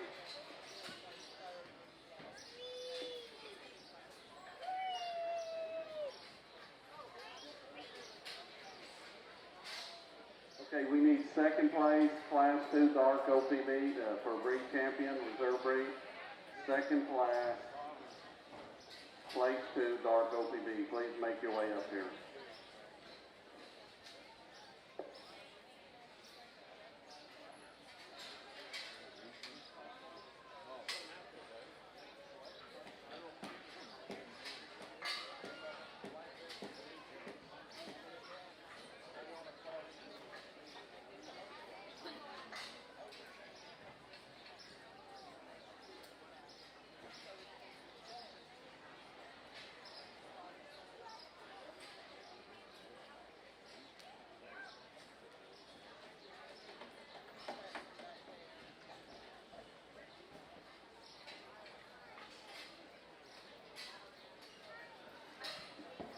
placings of Class 3 darts.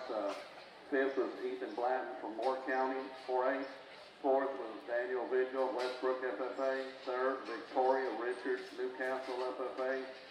Second, Cayman R. Ivins from Sunray FFA. And our class winner was Brindley Lefevre from Lockney FFA. And now we are judging for champion dart OPV. After we finish these darts, we're going to start with the Durocs, and they're their biggest class. There's 22 in the first class, so if you have a first class Duroc, why don't you make your way to the holding pen, a first class Duroc.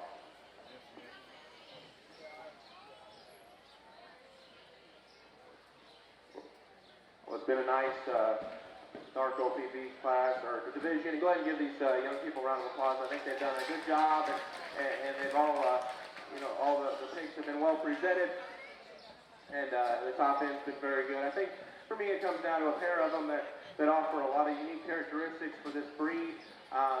They're definitely similar in a lot of aspects, but I think one of them is just that much more comfortable out of here off both ends of her skeleton. Like I talked about, I'd like to just elevate her there on those front feet ever so slightly, but I think she's still easily the best pulling Gilt out here today, the young lady right here in the blue, under champion.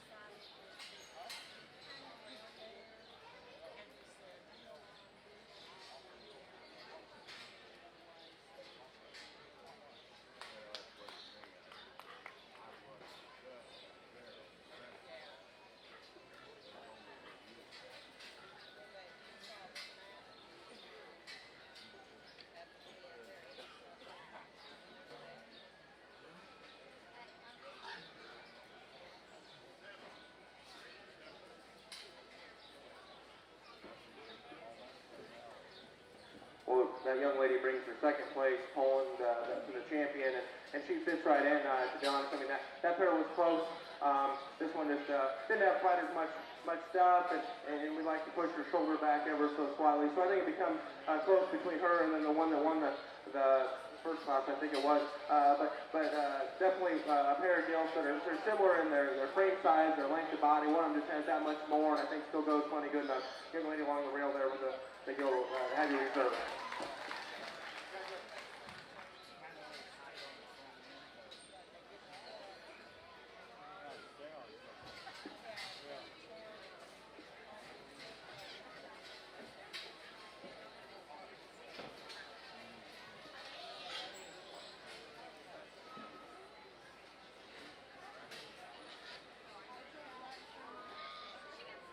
Okay, that concludes the Dark OPV, and our champion was Ashlyn T. Summers from Midlothian FFA, and our reserve champion was Ellis Bailey from Bryson FFA. Now we judge the Duroc. It's getting a little congested by the gate where they come in the holding pen. If you can give the people a little room, it'll probably help everybody out. Thanks a bunch. Attention Gilt exhibitors in your crossbred side, this will be your first call for Class 9 heavyweight division crossbreds. Bring them to the holding pen. Class 9 heavyweight crossbreds. Bring them to the holding pen.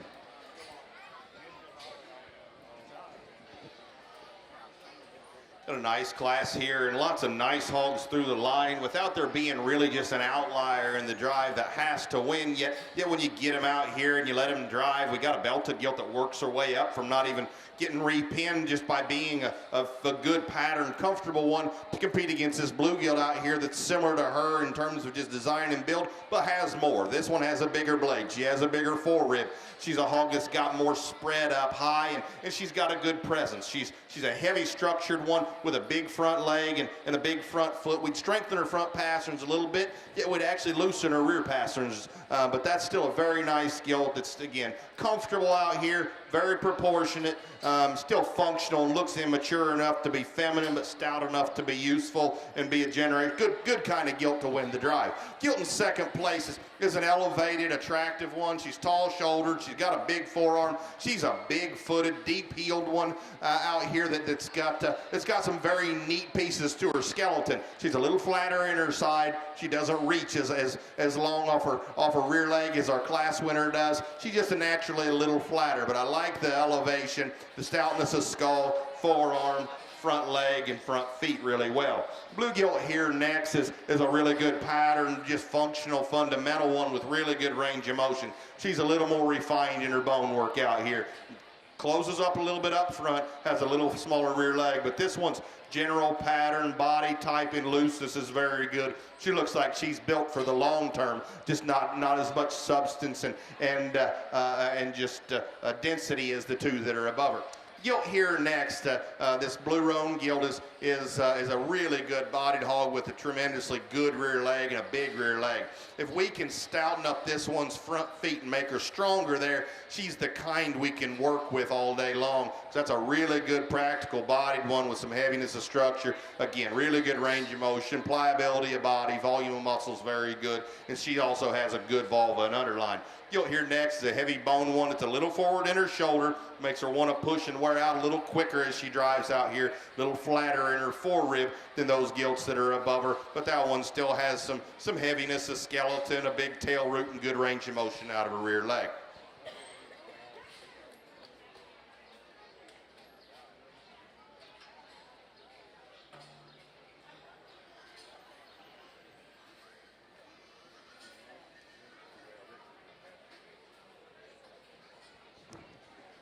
Ladies and gentlemen, we're now ready to select our champion middleweight crossbred.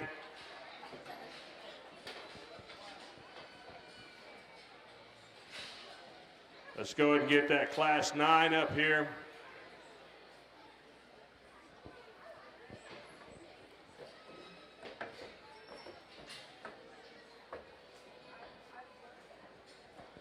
From Class 5, we congratulate Avery Burns from Albany FFA. Class winner, second place, Alexi York, Valley View FFA.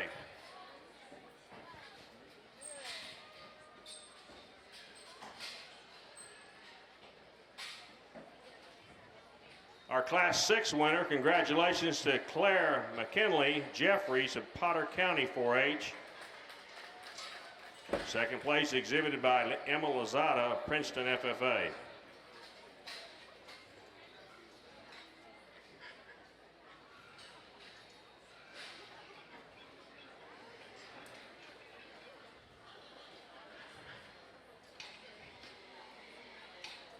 Congratulations to Matley Fishbacher, our Class 7 champion. Matley comes from Potter County 4-H.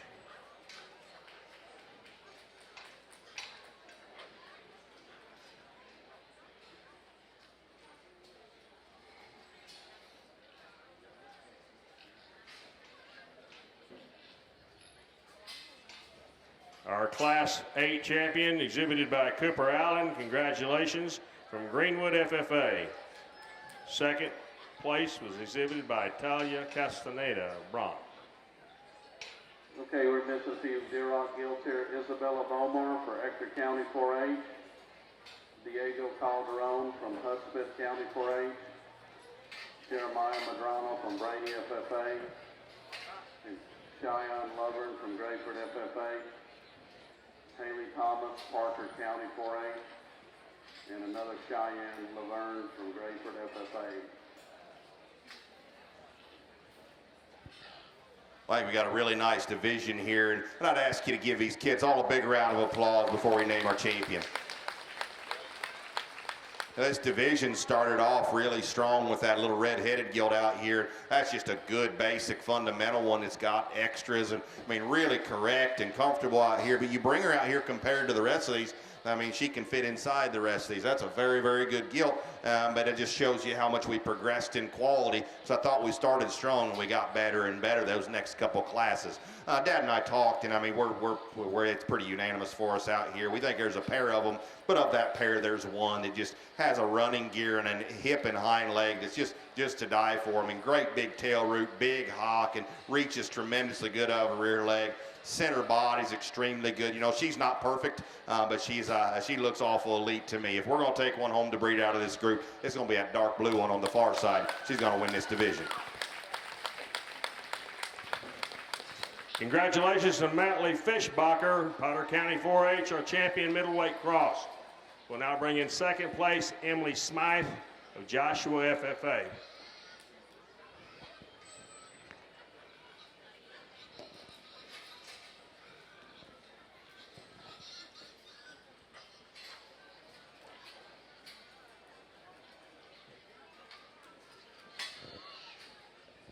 Let's be making sure that Class 9 is in the holding pen.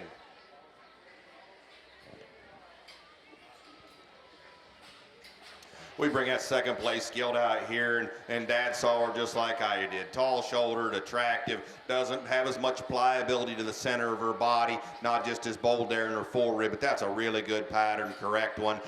For Dad and I, we thought it was really a two-horse race, and of those two, that one we used is one that just is so good out of her hip and hind leg. The one we like next best is a really bold one. She pushes the limits without exceeding them to get us into too much danger. And as I talked to her in class, once we actually start slowing her down on feet, she looks like one that can still be built to last and looks like one you can build with. Young lady right there with the blue-headed one has our reserve champion in this division. Congratulations. Congratulations to Claire McKinley Jeffries, Potter County 4-H. Reserve champion middleweight crossbred. We need to have a parent or adult leader in the pens over here for validation purposes.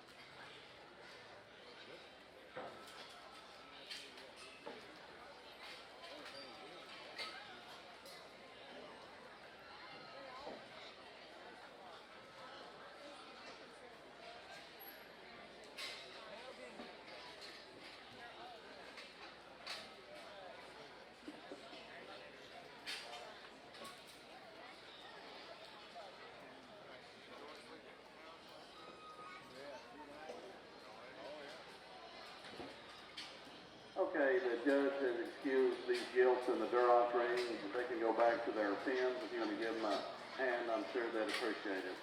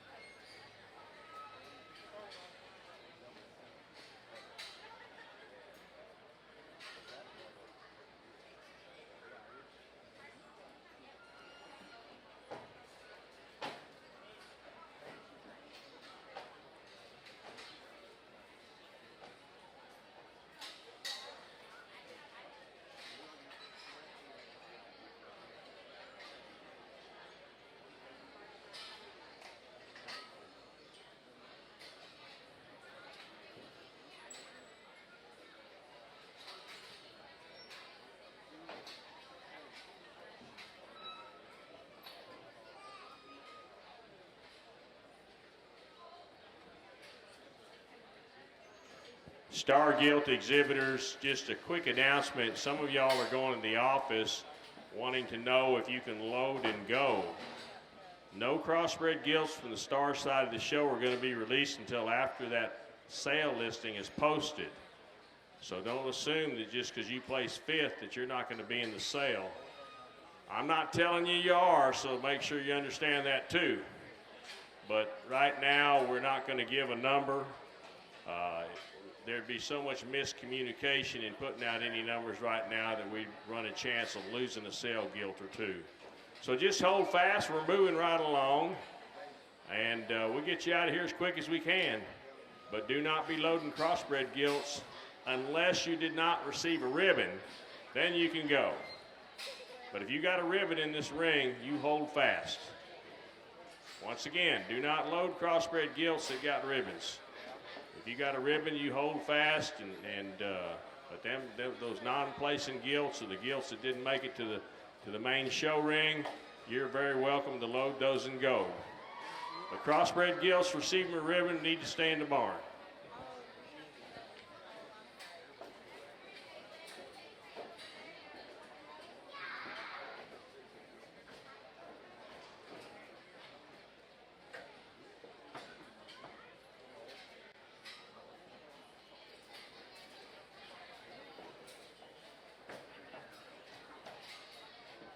Attention crossbred exhibitors, we need your class number 10 heavyweight crossbred. Bring them to the holding pen.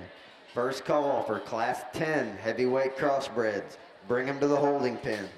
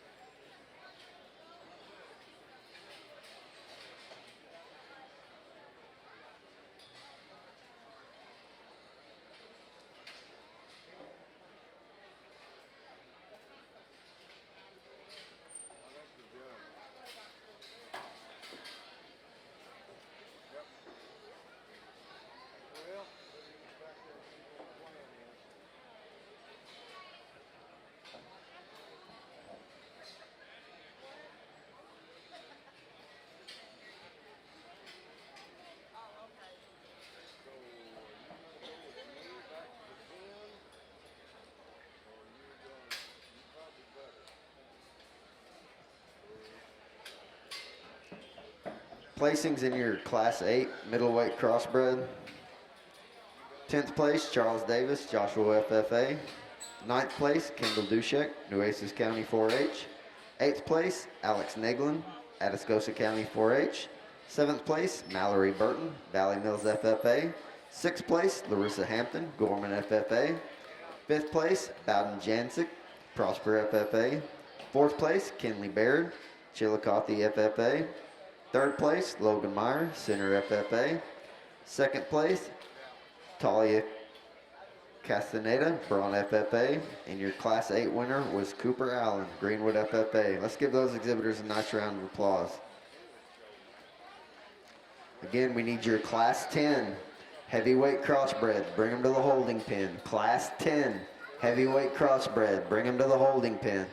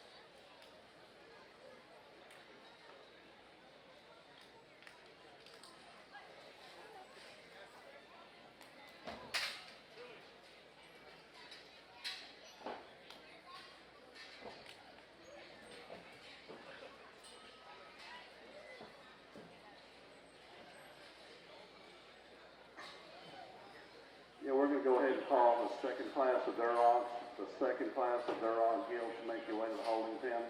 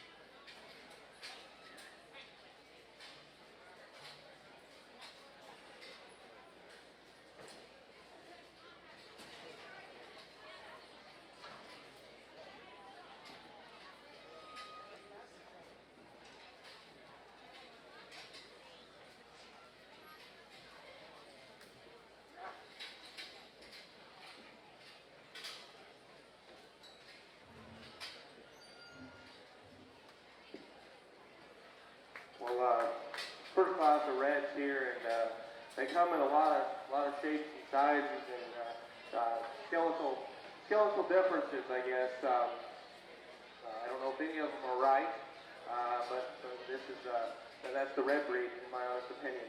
I'm going to start with the two young ladies pigs we got out here. I think they're similar in terms of they're the tall-shouldered, good-looking ones that aren't overdone in terms of flesh for this age range.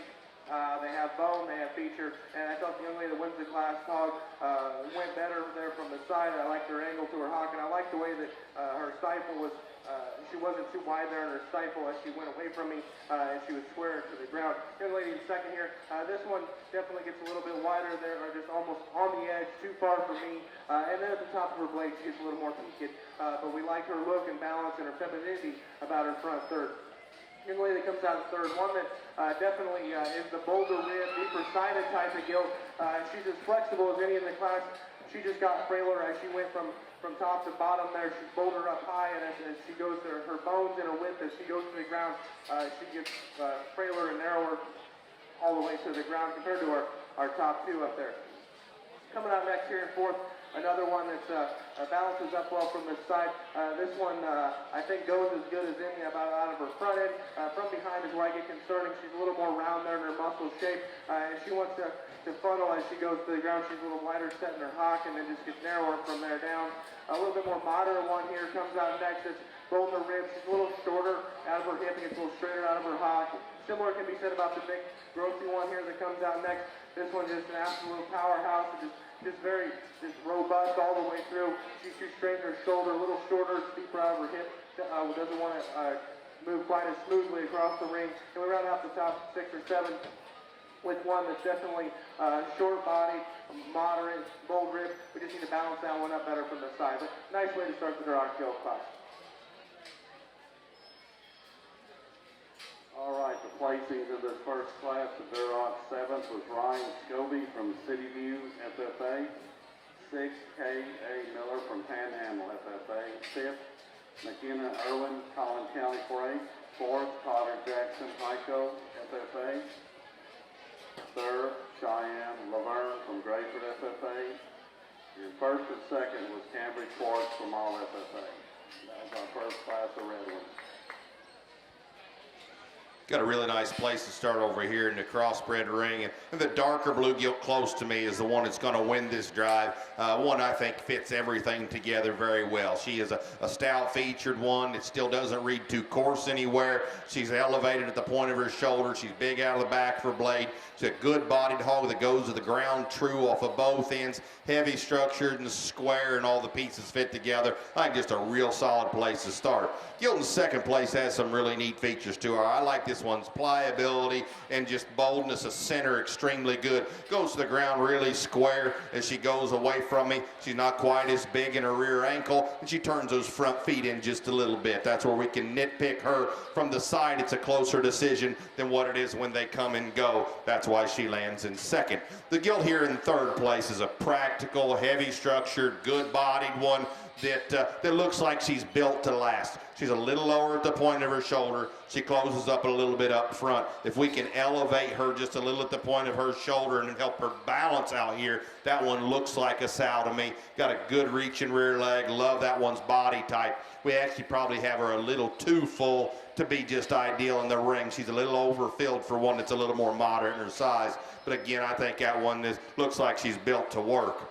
The blue here next is a tall-shouldered, heavy-boned one. It's got a nice kind of presence in the ring. She's a little more rigid in her step. She's a little forward in her shoulder. She needs to reach with a bigger reach and step up front. And she's a little shorter hip and shorter stepping behind. She's got very neat features to her. We just want to see her looser and more athletic to run up into the top 2 or 3 places of this class.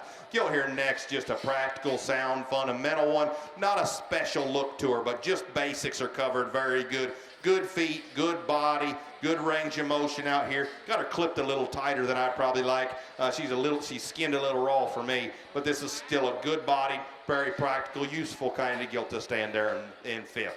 Nice class. Let's give them a big round of applause.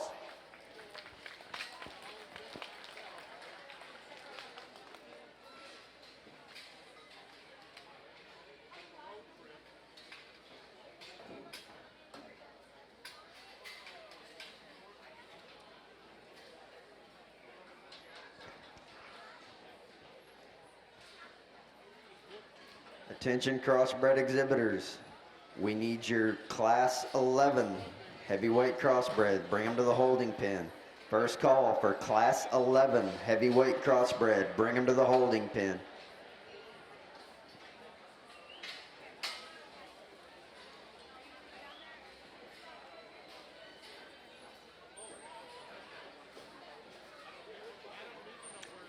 Placings in your class 9 heavyweight crossbred. 9th place, Carson Mitchell, Midland County 4-H. 8th place, Dossier Hudson, DeSoto FFA. 7th place, Carter Hitt, Belton FFA. 6th place, Liliana Hoosier, Chillicothe FFA. 5th place, Kane Narvez, Briscoe County 4-H. 4th place, Braxton Buckner, New Home FFA. 3rd place, Aubriana Kitten, Lubbock Cooper FFA. 2nd place, Wesley Sanders, Bossy County 4-H. Your Class 9 crossbred winner was Nathan Van Beek, Dalhart FFA. Let's give those exhibitors a nice round of applause. Again, we need your Class 11 crossbred. Bring them to the holding pen. Class 11 heavyweight crossbred. Bring them to the holding pen.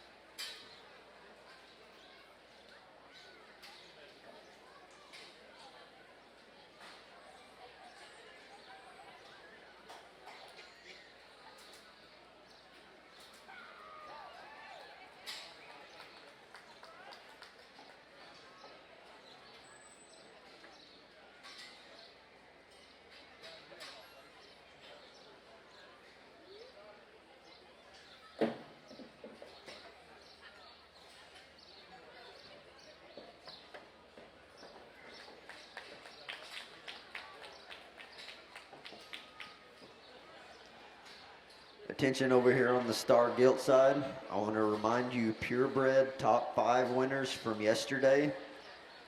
After we place the top 5 crossbreds of the show, we will be calling back the top 5 purebreds from yesterday to show for Supreme Champion of the show. So keep that in mind. Purebreds from yesterday, if you were the top 5 overall, we will be calling you back after we name the top 5 crossbreds overall to show for Supreme Champion.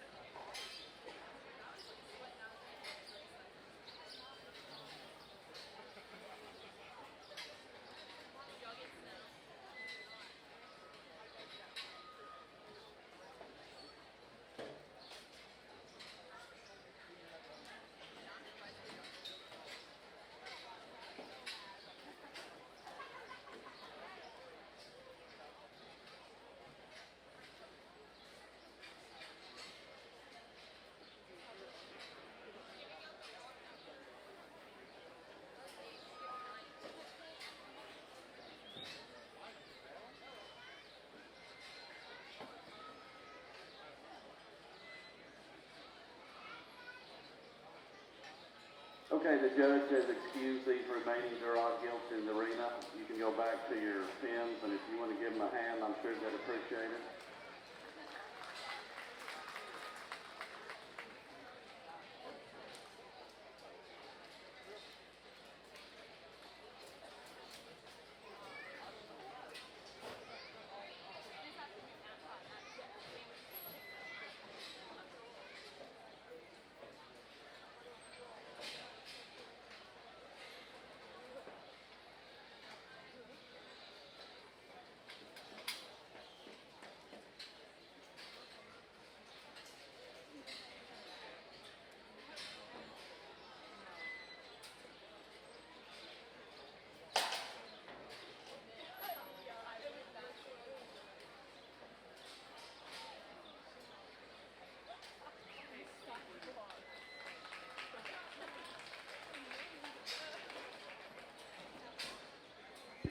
Really got a nice pair here at the top end of this class. I think both these balance really good from the side. Range of motion and comfort and presence is very good. The gilt I like better to win the drive is the young man's belted gilt out here. I think she's stouter featured and has more natural substance. She's got a stouter skull, and with that comes a little stouter ankle, and particularly has a stouter rear leg. This one here in second has really good leg hair, and from the side, it looks like she's got a bigger bone than when you get behind her. When you get behind her, she doesn't have as much circumference circumference of rear leg bone as this Gilton that we use to win the class. I think this is just a really fundamentally correct one that brings us some extra stoutness in terms of skull, bone. I think the shape of her body is naturally more pliable than that Gilton second. She's comfortable and reaches very good. I'd clean up her flank just a little bit. I wish I could do that a little bit, but we can't. But that was a very good gilt with a good underline and also a very good vulva. She covers the basics very good and does it with some extra feature. I like that one pretty good. Gilt here in second place, a very nice gilt, very, very well presented.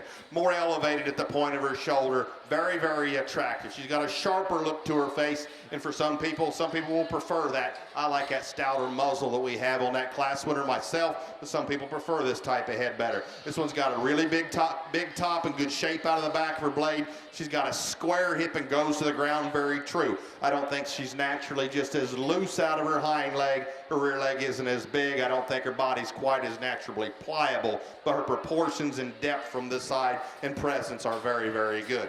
Young man's gilt here in third place. I don't know that I've ever seen anybody drive a hog across the ring with a ribbon on their top like that. That's actually pretty cool. This gilt here from her hip forward, very pliable, fundamental and correct, feminine and immature. This one's got really good reach and range of motion. She doesn't have as much bone and her rear feet are smaller. Because of her rear feet being smaller, those pasterns don't flex as good. And if we could make her a little stouter at the ground behind, she can compete with those two ahead of her. But I like that one's general pattern, pliability, usefulness that she brings to the class. I think that's a good fundamental kind of gilt.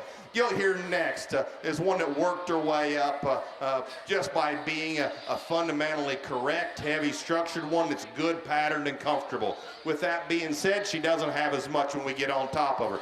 She's plainer out of the back of her blade. She looks like she honestly hasn't been fit on real hard. I'd like to see how much just real spread that one has out of the back of her blade, and if she's got enough just pliability to her center. She's got good flesh to her body, but she doesn't have as bold and pliable look to her rib cage. Her general pattern, soundness and design and heaviness of structure is very good. Blue gilt here next has a very attractive look, very well presented. She has more shape of muscle than the gilt that's above her. She's not near as heavy structured as that gilt though. She's more refined at the ground. We need to loosen her up just a little bit in her skeleton, make her look a little more feminine. She's rounder in her look than I prefer. The gilt here next is one that I actually think probably has as much breeding value as any of them in the drive. Really big centered, really pliable, loose, got a really good rear leg. She needs to be taller shouldered. She needs to be stronger on those front pasterns. And truthfully, her bones need to be longer. She needs to be in a bigger frame. But for a hog that's more moderate like that, she's not too round and coarse in her bone work. Again, I think that one's got a lot of breeding value. She looks like one that can make one. She's just for the show ring setting. There's a little shorter leg. It looks a little smaller in class, and she wore out a little faster. But that one's hind end and center body is made as good as any in the drive. We're going to go ahead and call the third class of Durocs. Third class of Durocs for the holding team, please. Well, we get in the second class, the reds here, and I think the water got a little deeper. Just the quality is that much better. We still come in a range of kinds. The quality is really good. And we found one young lady on the far side. This gilt, I wish she had a better attitude because she could show off how truly good she is if she would cooperate. But this one checks all the boxes in terms of being the stoutness that we need for show gilts and the boldness of rib and the body and just all the power aspects. But then I like this one, shoulder angle. I like her length of hip. I like how she can drive behind when she does cooperate. She's the right length of body. She's the right skeletal size, and I like a lot of things about that one. The young lady does an exceptional job of driving the one that's in second. She gets her head up and her shoulder sits back, and then she can just get out and walk like a cat, and she does a really nice job of showing her. This one just runs into a genuine powerhouse. She's not as wide on her knees. When you get around behind her, there's just not as much to this one as a whole, but I do like the length of the body, like the proportion, a good gilt there to be in second. Third is kind of the outlier. This one definitely isn't as fluffy today. She needs to be, she looks like she hasn't eaten much today at all, really. But just in terms of one The shoulder angle's right, the way she gets out of her front end, and then her length of hip and her length of stride is exceptional, and it's probably the best in the class. She's not as wide underneath, and like I said, she's just so much drier in that center comparatively, but that's one that's got a lot of neat pieces, and for Red Hawk, they can get out. She does have enough muscle up high. We just need to blow her apart underneath, but one that's definitely deserving of being moved up there into the third hole. One that definitely is just a genuine powerhouse here all the way through in terms of bone and boldness of rib, and the top shape of this thing is exceptional. She needs to go better behind. She's too short her step and wants to funnel as she goes to the ground there. Young man has a huge chested one here that comes out next, and she's more moderate in her frame size, but she's still short-bodied and bold rib. She doesn't balance as well from the side. I just want to elevate her and give her a little more bone. She wants to get up under herself a little bit. Another big scaled, long-sided type of gilt that comes out next. We just need to make this one move better there from behind. She's a little shorter out of her hip and shorter stepping, but just a heavy bone, kind of durable Duroc gilt there to round out the top six. Okay, placing on Class 2 Duroc. Sixth was Kayla Presley, Orange Grove FFA. Fifth, Landon Mitchell, Midland Lee FFA. Fourth, Mason Dillard, Idlew FFA. Third, Kayla Presley, Orange Grove FFA. Second, McKenzie, Burton Valley Mills FFA. And our class winner was Macy Morrison, Bandera FFA. And we're starting to judge the third class of Duroc. Attention on the crossbred side, we need your Class 12 heavyweight crossbreds. Bring them to the holding pen. Class 12 heavyweight crossbreds. Bring them to the holding pen. Also, we are missing a gilt that got mixed up, and I'm sure someone pinned it somewhere. It's gilt number 41993, Tatum Oatman. She is missing her gilt, so if you pinned a gilt that you just found wandering in an alley, please come to the announcer stand and let us know where that gilt is.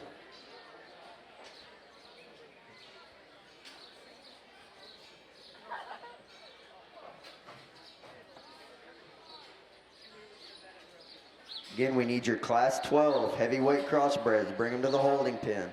This is the final crossbred class. Class 12 heavyweight crossbred. Bring them to the holding pen.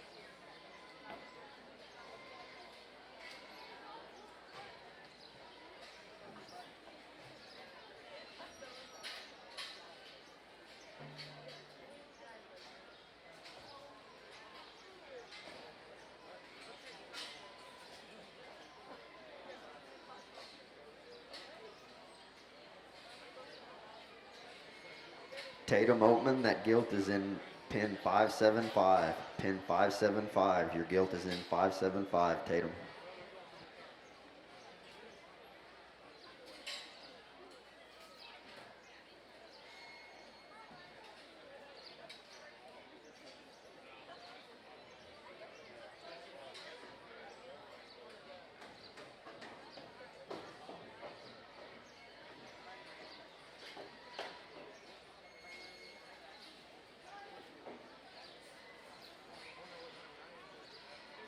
Placings in Class 10 crossbred. 10th place, Canyon Smith, Corio County 4-H. 9th place, Caitlin Hoochert, Baylor County 4-H. 8th place, McKenna Irwin, Collin County 4-H. 7th place, Brady McLemore, Perrin FFA. 6th place, Caleb Ritchie, Abilene Wiley FFA. 5th place, Allison Grothus, Medina County 4-H. 4th place, Larissa Hampton, Gorman FFA. 3rd place, Jacob Swatzel, Erath County 4-H. Second place, Bryce Thornton, Burke Burnett FFA. And your Class 10 winner was Jake Tabor, New Home FFA. Let's give those exhibitors a nice round of applause.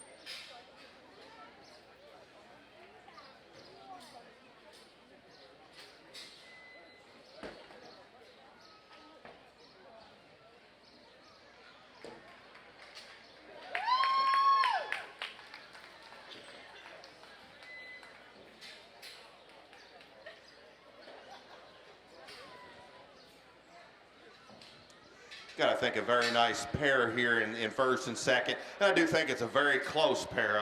Both very high quality gilts. Both of them look like females out here, but both of them also bring plenty of substance in terms of just blade and body and pliability. And of the two of them out here that are the good bodied balanced ones, the one I used to win is the young lady in front of me. This is a taller shouldered, more attractive gilt. I like the shape of this one's head just a little better. She's taller at the point of her shoulder, really good out of the back for a blade. She's comfortable and correct as she goes to the ground. We'd give her a little bigger rear feet. And if I give her a little bigger rear feet, we'd be talking a different level with this one. But I think this one, outside of that, I think is pretty fault free. But again, brings us some extras. I like her flesh. I like her body.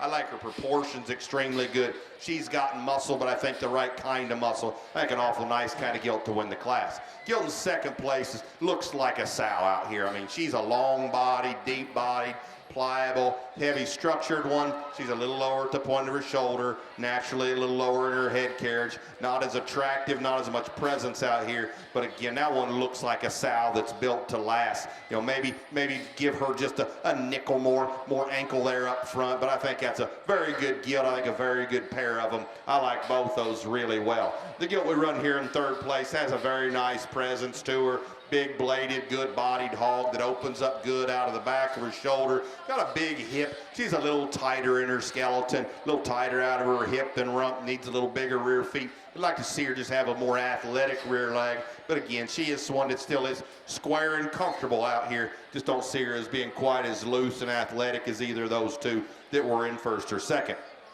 What we run out here in fourth place is just a good shaped, good proportioned one that's a little upright in her shoulder, a little more refined at the ground. She's got good shape of body. She's actually got a good texture to her body. We just want to see that one a little heavier structured and looser up front in particular in order to get her higher into this class. Gilt here next is stouter structured than probably either of the two gilts that are above her. Got a big ankle and a big rear leg. She's got a tighter hip and a smaller rear foot, and we want to elevate her at the point of her shoulder. I think she's got some neat features to her. She looks like one that can function. She's got a good immature look to her face and a good body. This one gets a little burlier and rounder in her shoulder and a little lower at the point of her shoulder. That's why I run her here. The blue gilt here next is another good bodied kind of hog. It gets a little down on her front feet, a little longer toes than I think is ideal, but she is still a good proportioned one out here. It gives us a nice kind of pattern and look from the side. We just want to stout her up at the ground, strengthen her front feet a little. This unique colored one out here is a nice pattern, fairly heavy structured one. She's a little sharper at the top of her blade. She doesn't come and go just quite as bold, but still a nice kind of gilt out here with a nice presence and some heaviness of structure. Okay, we're missing two Duroc gilts in Class 3. They're both from Floydada FFA, Peyton Anderson and Maya Phipps. Let us know if you're going to come show or if you're scratched. But 2 Hawks from Floyd Ada FFA, your 3rd class of Duroc is being shown. Class number 12 crossbreds. We are missing Shayla Stryker, Arion County 4-H. Bring your gilt to the holding pen. Shaylee Stryker, Arion County 4-H, class 12. Bring your gilt to the holding pen.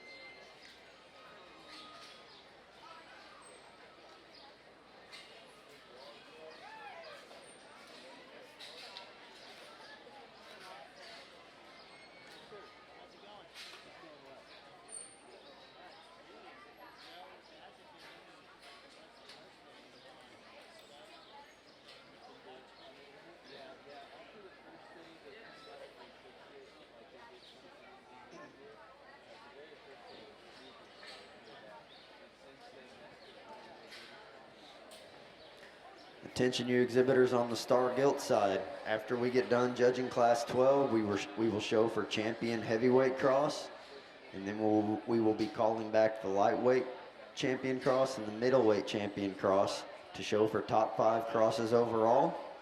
And then following that, we will bring the top 5 purebreds back, and we'll be showing for supreme champion. So keep that in mind. If you have the top 5 purebreds or those champion light and middleweight crossbreds, be paying attention and be getting them ready.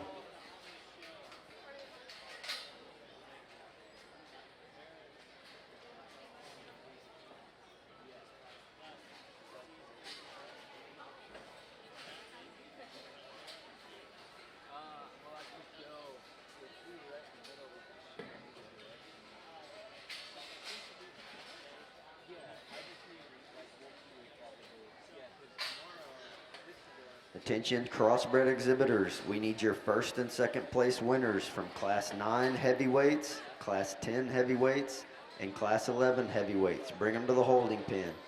Your 1st and 2nd place winner crossbred heavyweights, class 9, class 10, and class 11. Bring them to the holding pen.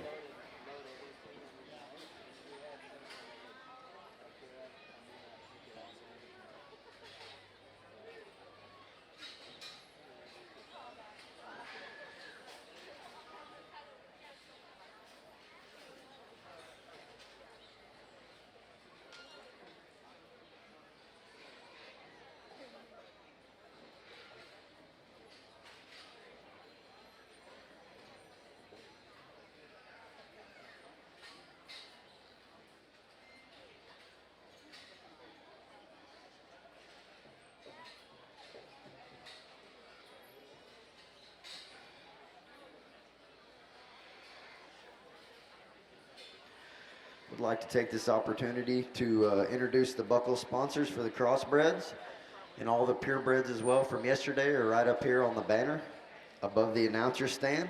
Your champion lightweight crossbred buckle was donated by Pam and David Kempen, San Angelo, Texas. Your champion middleweight crossbred buckle donated by Cody and Shanna Pugh, Ackerley, Texas.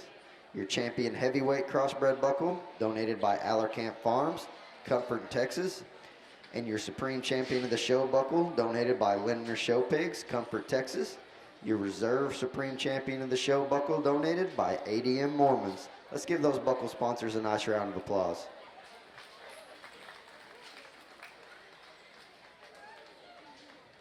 Again, heavyweight crossbred exhibitors, we need your 1st and 2nd place winners from class 9 heavyweight crossbred, class 10 heavyweight crossbred, and class 11. Bring them to the holding pen. 1st and 2nd place winners, class 9 heavyweight crossbred, class 10, and class 11. Bring them to the holding pen.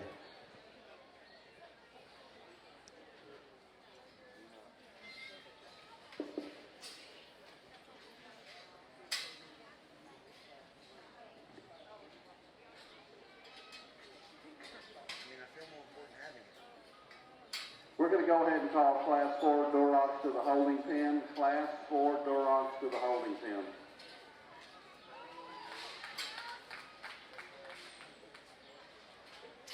Placings in your Class 11 heavyweight crossbred. 9th place, Ty Grounds, Llano County 4-H. 8th place, Tony Chavez, Follett FFA. 7th place, Lizzie Harkins, Williamson County 4-H. 6th place, Shaylee Stryker, Erie County 4-H. 5th place, Ty Gerngross, Wall FFA. 4th place, Braden Thompson, Cisco FFA. 3rd place, Ty Gerngross, Wall FFA. 2nd place, Kendall Jimenez, Hale Center FFA. Your Class 11 winner, Reagan Strickland, Princeton FFA. Let's give those exhibitors a nice round of applause.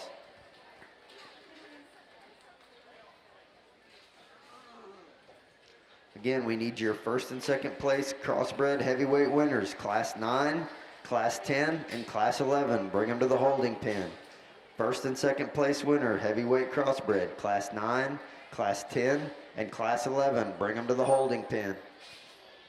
Well, another nice Duroc class here. I think we found one to win that just does so rather handily. The front third of this red gilt is very unique. The way that her blade comes out, her neck comes out of the top side of the blade, and her shoulder angle's good enough, and her passes are good. It's hard to make red hogs that are that unique about their head and neck, and then still be bold enough when you get it right up on top of them. But from the side, this one's killer in her front two-thirds. Her hip's a little different. She's 20 level hip there, and she gets just a nickel straighter. The young man does an exceptional job of showing her. But I think that one definitely gets out. She takes a long enough stride. But if we give her just a little more stretch of that hip, I think it would help her hind leg just ever so slightly, and that one would be into a different category in my opinion. The young lady does a good job. It's hard. Their second and third was challenging to me at times because you've got just such a range of age in the showman, and it's just challenging sometimes. But the young lady, she does an exceptional job here, but she doesn't get her head up as much as the one that the other two that are on the other side of her 1st and 3rd. But this Gilts natural skeleton as good as any of them. You sit here from the side, her shoulder angle, her length to hip, her stride from behind, and she's square and full. Just a really nice, basic, complete red gilt that needs to be in 2nd here, in my honest opinion. In 3rd, we've got one. This young lady does a great job of showing, gets her gilt's head up. I think she's a little more forward in her shoulder. She's a little more fragile as you go to the ground. She's not as big in her bone work, not as big in her foot size, but one that I definitely think is deserving here to be moved up towards the top of the class. You get up on top of her, she's got a big top, big stout hip, and she goes squarely to the ground. Another one that's just burly all the way through comes out next. This one's huge-legged, huge-footed, a big stout skull on her. I mean, she looks like a Duroc sow. She's not as direct there in her hind legs. She wants to get a little up under herself and finally go to the ground. The most moderate, shortest-bodied one of the class here rounds out the top 5. The young man does a great job. She's bold-ribbed and deep-sided, and they fed her right. This one's not very big, so it would have been easy to get her too fluffy, I guess, so to speak, but she's not too fat, but I do like her condition there, and he does a good job showing her. She just needs to be more elevated to fit in this class, maybe pick her up on those front feet ever so slightly, but a nice class of Duroc there to work our way through.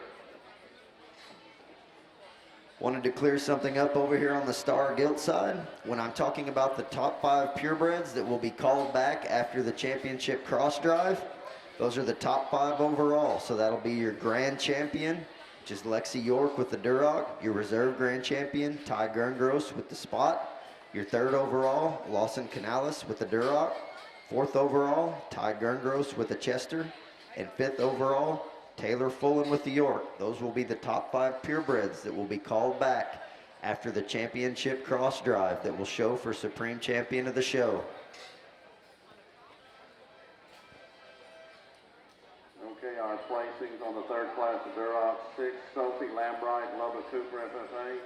5th, Reagan Helms, Ballinger FFA. 4th, I may have this wrong here. I'm going to say 5th, Reagan Helms. 4th, Sophie Lambright. 3rd, Corey Cavazos, Ballinger FFA.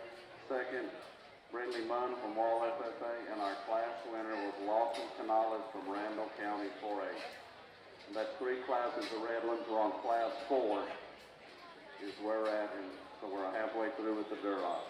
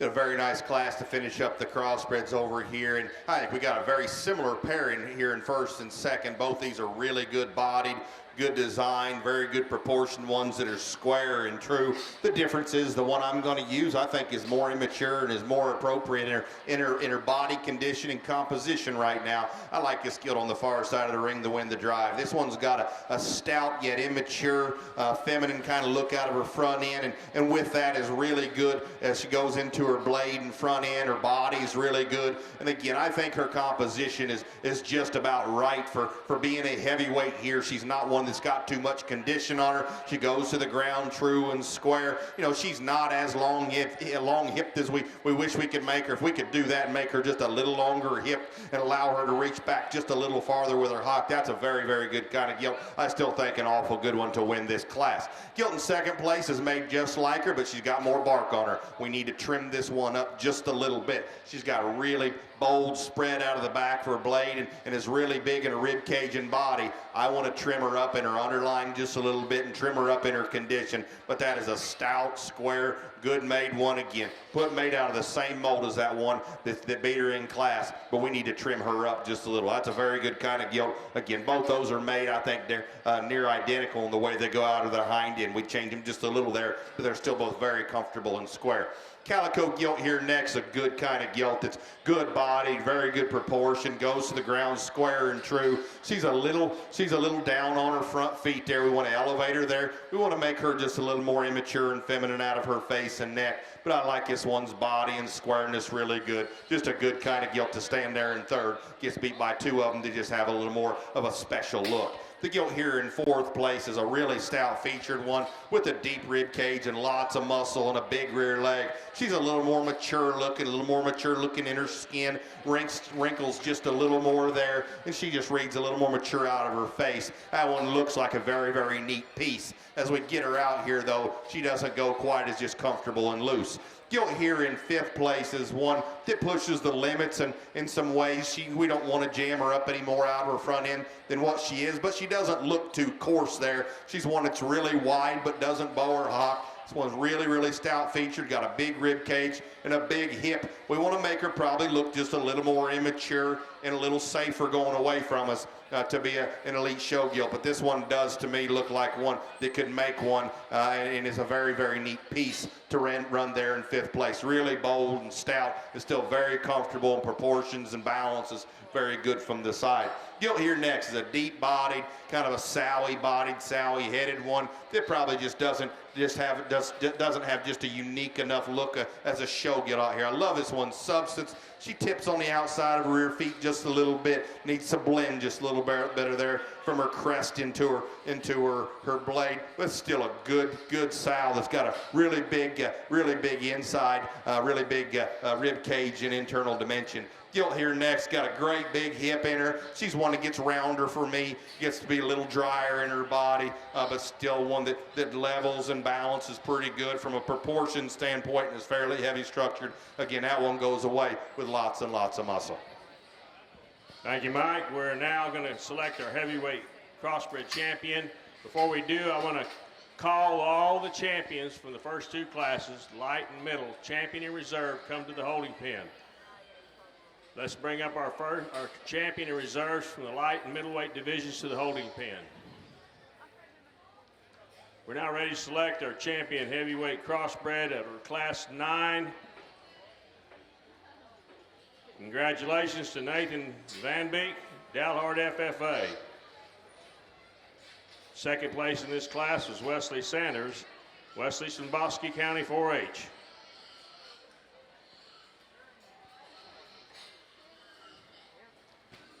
Okay, the rest of these Duroc gilts in the arena are released, and you can go back to your pen, and you can give them a round of applause, please, for their efforts. I'm sure they'd appreciate it.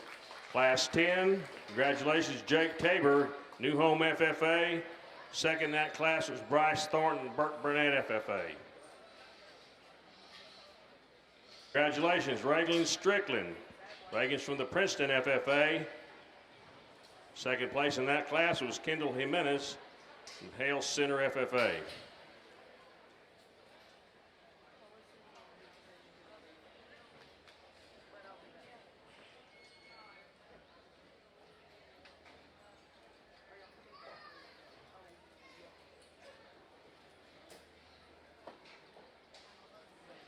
our Class 12 champion.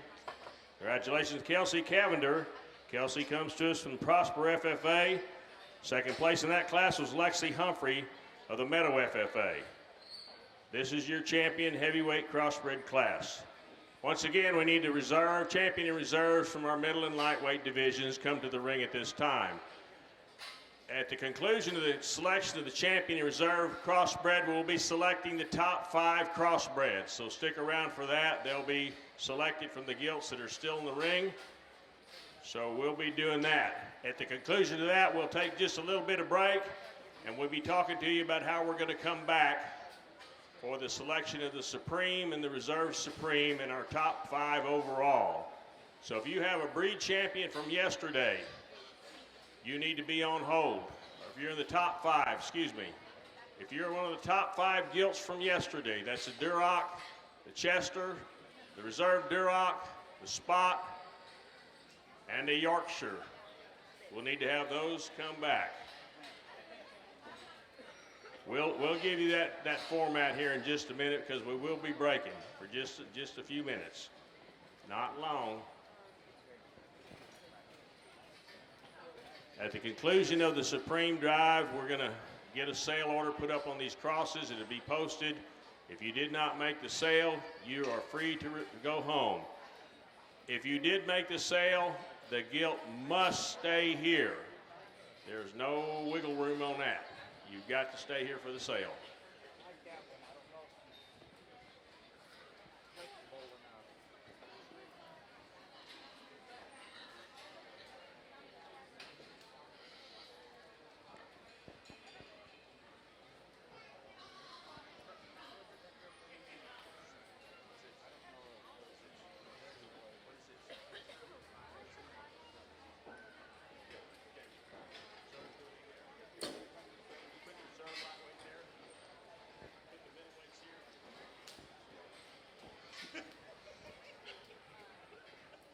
Let's give these kids a big round of applause here in this final division.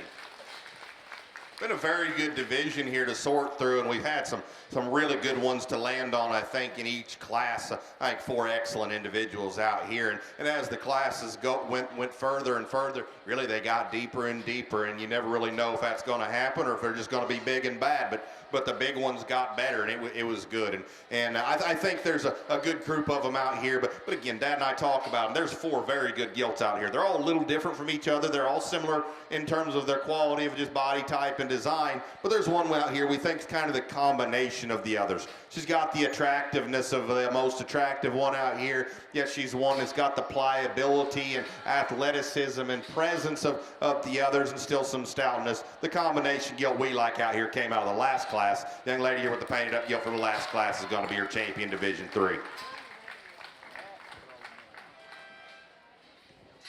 Congratulations to Kelsey Cavender, our champion heavyweight from Prosper FFA. We'll now have Lexi Humphrey from Meadow FFA into the ring. If you have a Class 5 Duroc, you can make your way to the holding pen. A Class 5 Duroc, please make your way to the holding pen.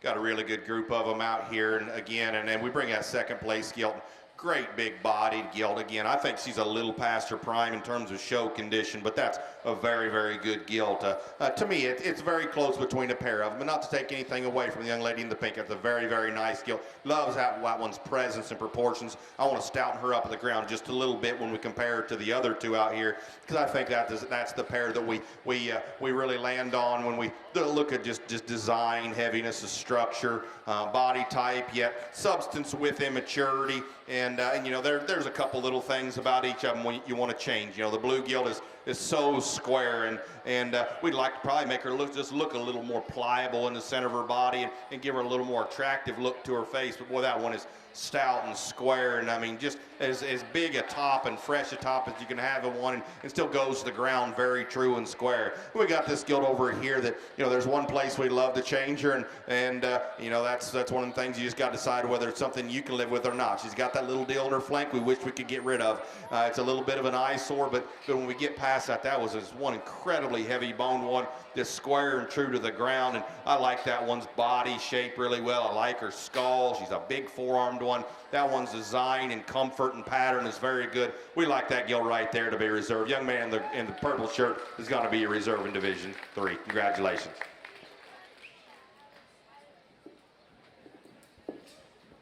Congratulations to Jake Tabor, New Home FFA, our reserve champion heavyweight gilt. Next class of rents here, I think we got a nice top pair that are very similar in their type and kind. I start with the young lady's gilt here. I think she's got a better angle to her shoulder. Instead of here from the side, she's pushed back at her shoulder a little bit better than the one that's in second. I think she takes a little better reach there from behind, as well as I read them from the ground up. She's a bigger footed, heavier bone gilt. Past that, they're very similar in terms of their silhouette from the side. They come at me well, both of them do. They both got shape, they both got muscle. Really nice pair of females there to go first and second. Like I said, young man's gilt, lay the shoulder back just ever so slightly, and just make her a little heavier bone and bigger footed, and it'd be even closer yet. But a very nice, very similar type of gilt there. Those young people should be commended for that. Young lady comes out next in third with one that definitely doesn't fit in terms of the top three. Here's the bold rib, more moderate frame, moderate length of body type of gilt. I'd like to peel just a little bit off of this one. I think she's borderline too fluffy for me. The one that's heavy bone, big footed, she's not as attractive about her head and neck, and that goes with her frame size. But one that definitely has some value there. I like that one quite a bit. Work on down the line, gilts that definitely are taller shouldered and longer bodied and have some growth to them compared to the one that we did have in third. But they just don't have as much mass and boldness all the way through. This one gets a little softer up front. Work on down, young lady's gilt here. Definitely, we can clean her up underneath. I like the added power and mass. The same thing you said about the one that rounds out the top six. This one's extremely wide in her chest and just huge in her blade there, but we just need to blow up on her. She gets a little pushed down her shoulder, a little soft up front of those front passers, but one that has extreme pieces in terms of power and boldness.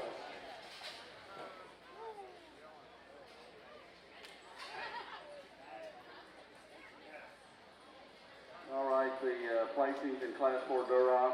Sixth was Kayla Elizabeth Morgan, Medina FFA. Fifth, Josie Blevins, Valley View FFA. Fourth, Sadie Lambright, Lubbock Cooper FFA. Third, Brianna Foster, Eastland FFA. Second, Brody Byer, Gillespie County 4A. And our class winner was Savannah A. Shonall from Follett FFA. And that was Class 4. Now we'll start judging Class 5. Ladies and gentlemen, we'll now be selecting our crossbred champion from the lightweight division. Congratulations, champion is exhibited by Jaden Kent from Burke Burnett FFA. Reserve was Kaylee Harris, and Katie's from the Cisco FFA.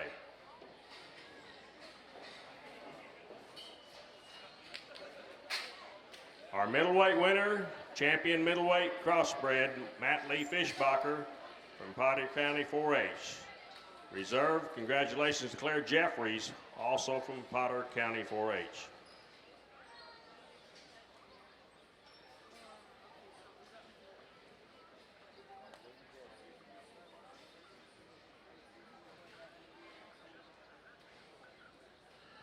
Could I have our buckle sponsors in the ring at this time, please?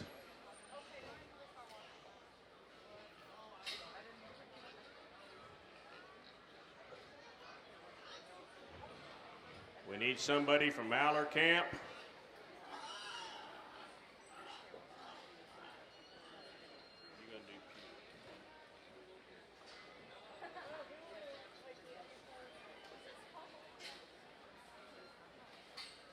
From the heavyweight division, congratulations to Kelsey Cavender, Prosper FFA. We messed up just a tick there and we didn't give our buckles out, so you three right here, you'll need to go back to a pin in a minute and we'll need to take a picture of you. So regardless of your placing in the top 5, please come back over here to the pins.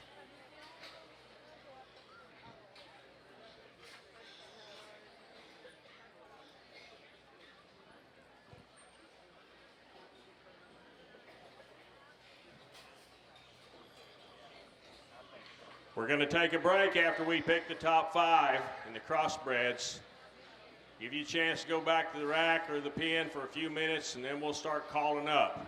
If you were in the top 5 yesterday in the purebreds, we'll let you know when to come back to the ring. We will take a break. It won't be long, but we will give enough time to get these things back and get them cooled down.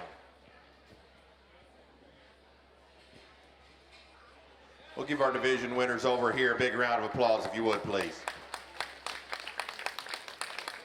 I've got 3 really good crossbred gilts out here. All these gilts were they represent the fundamentals of what we really try to accomplish, on a daily basis, whether it's in the show ring or they're at home. And we raise all of our sows on concrete, so they've got to be good at the ground first. And regardless of where you raise them, I think you gotta have them good at the ground. And these 3 are very good at the ground. They're comfortable, they're attractive, and yet we think there's one that just everything fits together so good. I mean, one that's attractive and again one that's still very immature for being one that's got some size and very attractive and comfortable. I think an awfully good gilt to win this crossbred show. Young lady from the heavy division here is going to have your champion crossbred. Congratulations.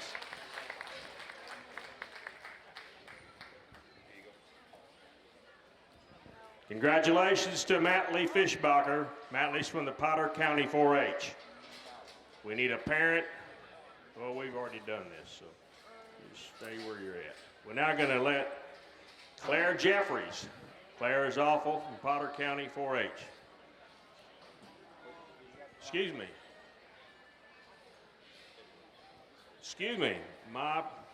Thank you very much. Kelsey Cavender, Prosper FFA, is our champion. Matt Lee, I'm sorry about that, and Kelsey, extend my apologies to you. Kelsey Cavender, Prosper FFA, champion heavyweight, is our overall champion crossbred.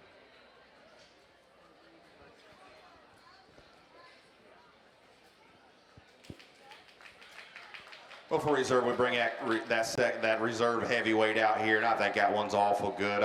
This is one I'd love to take home and breed. Heavy structured, stout-headed, really good bodied, and really goes to the ground true, and heavy structured without being coarse. And like I said before, we want to change the one place on her, and that's what probably keeps her from being reserve out here, is that deal in her flank. But I think that one's awful good. We want to get high into the sale order. We think it's a close decision between those other 2, and those 2 are made very similar. Both hogs that have got really good reach and range of motion, and hogs that are really good design, and yet we think one just has just a big time rear leg. I mean, that tail root, hip and rump and rear leg is so good. We change her just a little bit up front, but none of them are perfect. One we like next is young lady's blue gilt out here. She's going to be reserve crossbred. Congratulations.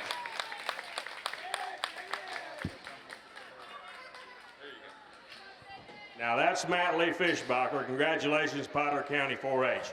We're now going to do our top 5. We're bringing out Claire Jeffries, our reserve in that middleweight division.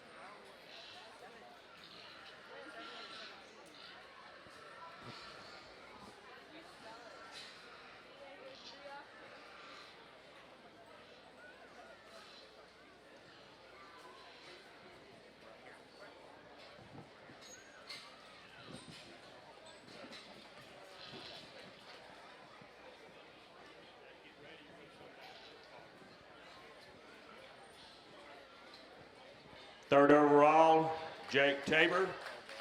Fourth overall will be Claire Jeffries.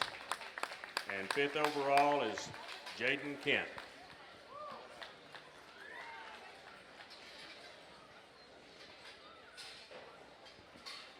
Jaden, please come to the pen over here. The rest of y'all can go back. I need to keep the three champions here for just a second. Everybody else can go back.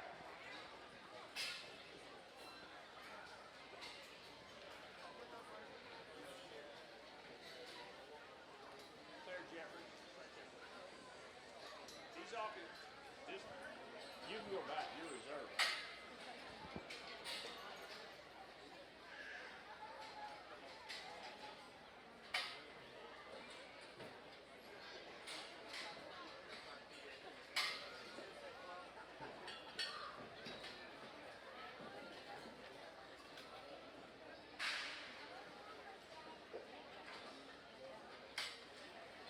Okay, our judge has released these remaining Duroc Gilts in the arena. You can go back to your pins, and we thank you for coming.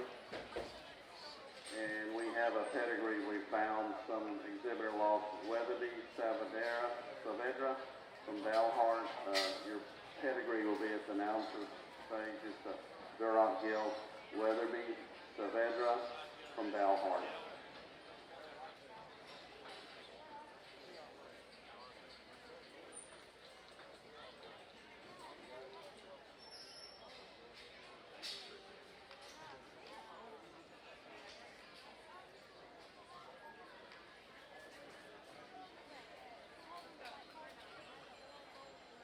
We have another pedigree here that was found in the restroom. It's for Poland, China.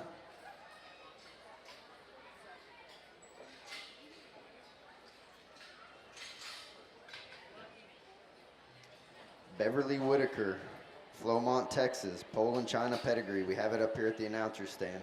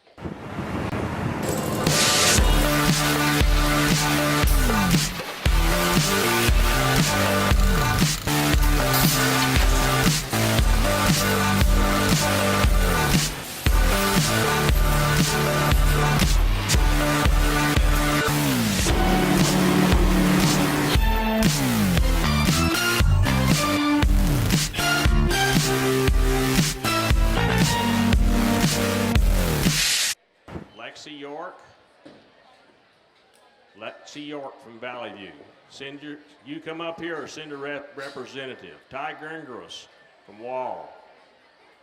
Lawson Canales. Taylor Fullen. We need Lexi York, Ty Gringras, Lawson Canales, and Taylor Fullen. You come up here if you're not showing right now, or if you send a parent or an adult leader up here if you're showing. We've got to get something resolved on this Duroc thing before we start. Okay, we're going to go ahead and call Class 6 Duroc Gilts. Class 6 Duroc Gilts for the holding pen, and then we're going to judge for champion, reserve champion. Class 6 is our last class, and after we do the Durocs, we'll probably break for about an hour. So just so everybody knows, after we finish the Durocs on the purebred side, we'll break for lunch for an hour. We keep on working through these Durocs, and the classes continually get better in terms of depth and quality. And I think we've got, we had 7, 8, 9 of them that were actually really nice in here, but there's just one that wins. I don't think there's much needs to be said in terms of this one wins the class very handily, and then everything else is second or further down. Just checks all the boxes for me. She's good looking. She looks like a lady. She's got muscles. Her angles are good. She's shown and prepared exceptionally well. Good hog, needs to win. Simple. And second, young man does a great job of keeping up with this gilt. If we find a red gilt that can get out and run as fast as this gilt does half today, I think she needs to move up in the class because that means her angles are actually right and she goes, because she hasn't stopped running since she got in the sip pen over there. But this one's bold and stout. She has muscle and she keeps on going and her angles are right. She just doesn't have that extension. She's not as feminine about her head and neck, but a really nice red gilt there. The young man does an exceptional job of working with his project there. And third here, another one that's just a little more moderate, not as cute about her head and neck compared to the one that wins the class, but I like the way that she uses her hind legs. She's got enough muscle. We just need to elevate her ever so slightly, make her more extended there from her blade forward. Here's a big scale, bold, just big rib, deep-sided type of gilt. We need to refine her there in her underline. She's a little coarser there about her neck as well, but one that's just a nice type of breed hog. Same to be said about the next one. This one from the side, she's definitely long body, but she's still balanced as well. She's not too long by any means. I like the length of hip. I like the way she uses her hind leg. She just isn't she's past her prime in my opinion. She's a little bit older about her face, just not as youthful and feminine compared to the ones up above her. And work on down here in the 67, ones that actually have here a little more moderate gilt that has muscle. We need to elevate her, make her a little more feminine. Round out the top 7 with one that's definitely more feminine and tall-shouldered and extended about her head and neck. We just need to give her more width and muscle all the way through. All right, placings in Class 5 Durocs. Number 7th was Waylon Cowley from Archer County 4A. 6th, Adelia Jones, Lotley, FFA. 5th, Colton Rowan, Brady, FFA. 4th, Hunter L. Rogers, Baird, FFA. 3rd, Garrett Sims, Water Valley, FFA. 2nd, Corbin Neely, Valley, FFA. And our class winner was Mallory Ladeau from Bernie, Champion, FFA. Now we're judging Class 6 Durocs, which is our last class. And if you have one, you can come to the holding pen.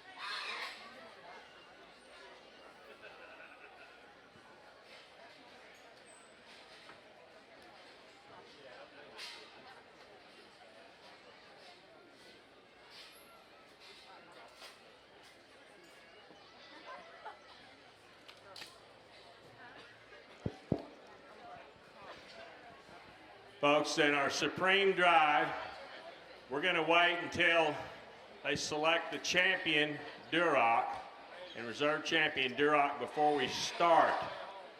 But I will be calling those pigs up prior to that if they're available to come. Let's put a hold on that for just 1 second. I've got one thing I need to see before we make sure of that.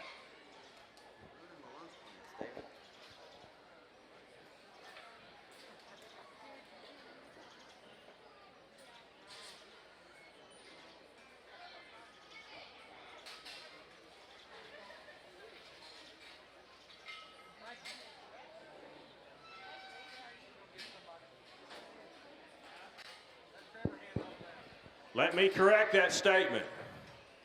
We will not begin the Supreme Champion selection class until 10 minutes after the selection of the champion Duroc. It will not begin. I'll start calling for you around 10 minutes after the Duroc show's over with. So if you have a purebred top 5 from yesterday or a crossbred top 5 from yesterday, don't go to the carnival or go out to Midway to eat and take a lunch break. You need to stay by your pens.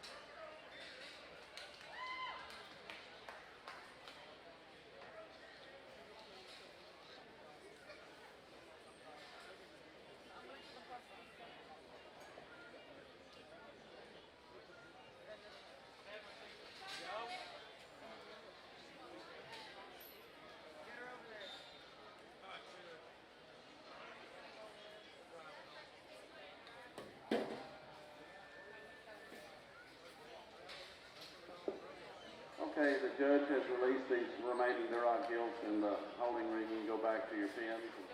May want to give them a hand of praise for their effort.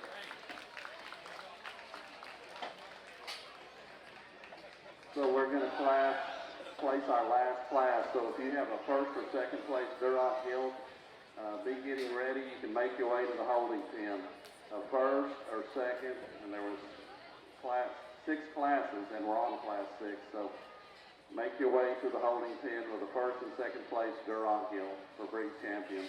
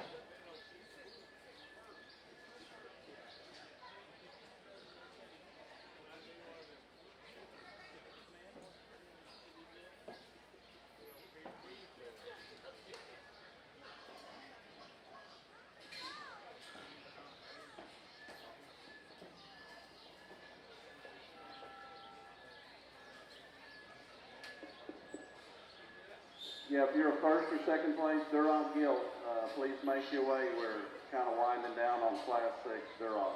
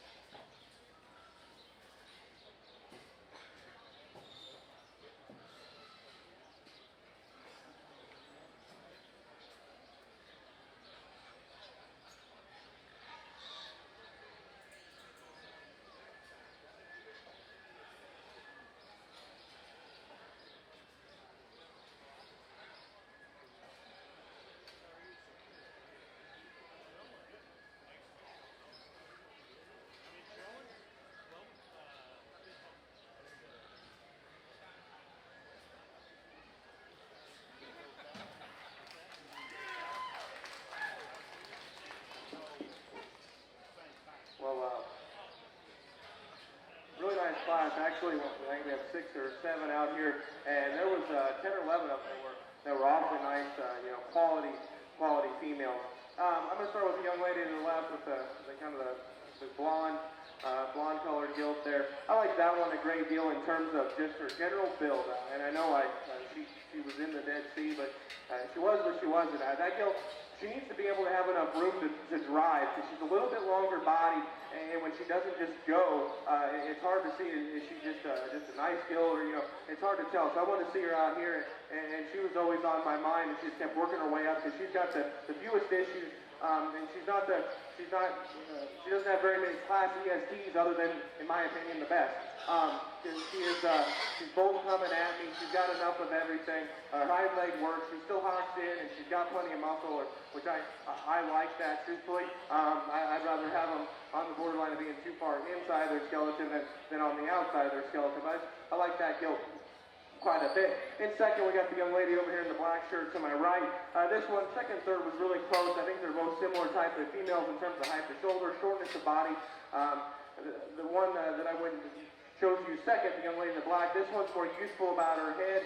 I think her shoulder angle's that much better, and she gets out and goes. And longer the drive goes on, she gets better. The one that's in third, I think it's a little bit straighter and tighter out of her hip and hind leg, wants to push out of her shoulder ever so slightly. But the one in third, admittingly, is heavier muscle. She's bigger when you get up on top of her. She's got a big stout hip working in her. She's a little rounder in that muscle, which I don't prefer, especially on red ones. I think that's what makes her be a little tighter out of that hip. As we work on down here into fourth, the young man there has one that just is an absolute powerhouse. This one's, she's moderate, but she's still tall enough shoulders. She's short-bodied. She's extreme about a muscle, and I think that works to her disadvantage because she gets a little tighter off both ends. If we can just harness that width and muscle ever so slightly and just pull her back within herself, I think this one would be unique enough to potentially push up into second, maybe work towards the top of the class, because the uniqueness she does possess, if she could go good enough, I think she would definitely work up in the class. As we work on down here, gilts that are definitely a little longer bodied and more feminine than the one we've got right up above them. They just don't have the extras in terms of mass and dimension and bone and foot size, but definitely nice red gilts, a nice practical type of female. I'm going to read the placings in Class 6 before we judge for the champions. Ethan Stewart was 6th, Wall FFA. 5th, Tanner Thomas, Valley View FFA. 4th, Jacob Busenlaner from Ballinger FFA. 3rd, Nicole Blankenship, Eastland FFA. 2nd, Madison Morris, McLennan County. And our class winner was Amanda Simpson from Belton FFA. And now we're judging for the champion and reserve champion Duroc.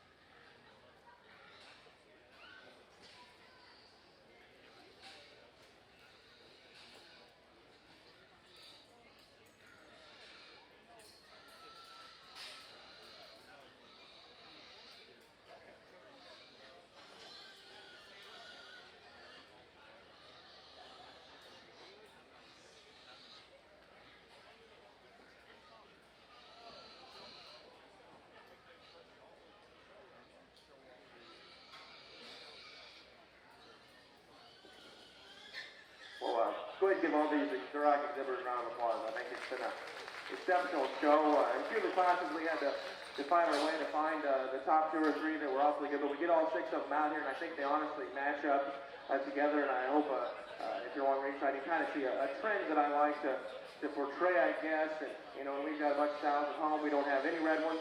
I let my brother-in-law do that side of the thing, because then we don't have to worry about competing against each other, and he does a nice job raising them, and I don't have to worry about it. I just like to feed them. But these are good red gilts. I mean, I don't care where you're at in the country. I think these are really nice. I think there's a pair of them, obviously, that I like a great deal. And they're different. They contrast. One's more of a show gilt, one's more of a sow, in my opinion. But I think they're both good enough in terms of their angles, their skeleton, their muscle, their boldness of rib, their natural width of skeleton. Obviously, there's subtle differences, but the one that just looks the most like a show pick to me, the young lady with the dark gilt there in the middle of the ring will have your champion.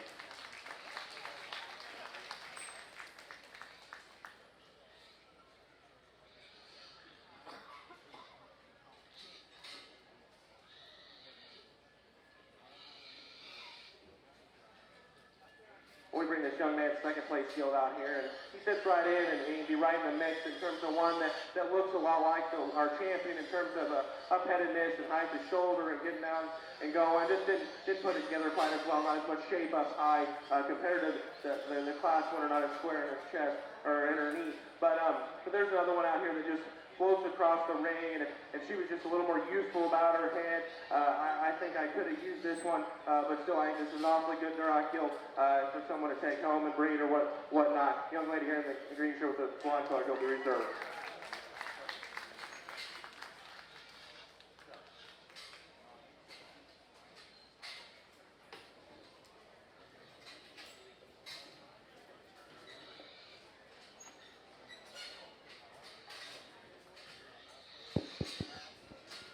We will start the Supreme Selection Drive and Top 5 overall in about 15 minutes.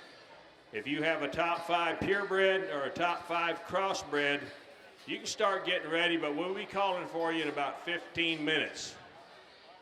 We'll need to have all 10 of those come to the ring. As soon as those are selected, we'll go and figure out the crossbred sale pigs. We'll get that list posted right away, and then we'll work on sale order, getting lot numbers for those pigs. But you'll see your pig listed over there. You're not going to know what number it is, but if you're in the sale, you will know about that. If you're not in the sale, you can load and go. Purebred hogs that have papers that are in the office, if you need to go pick those up, you can. If you're a sale gilt, you cannot get those papers. All right, that concluded our Duroc show, and our breed champion was Mallory Ladeau from Burning Champion FFA. Reserve was Amanda Simpson from Belton FFA. We're going to break for lunch for about an hour and resume with the handshake.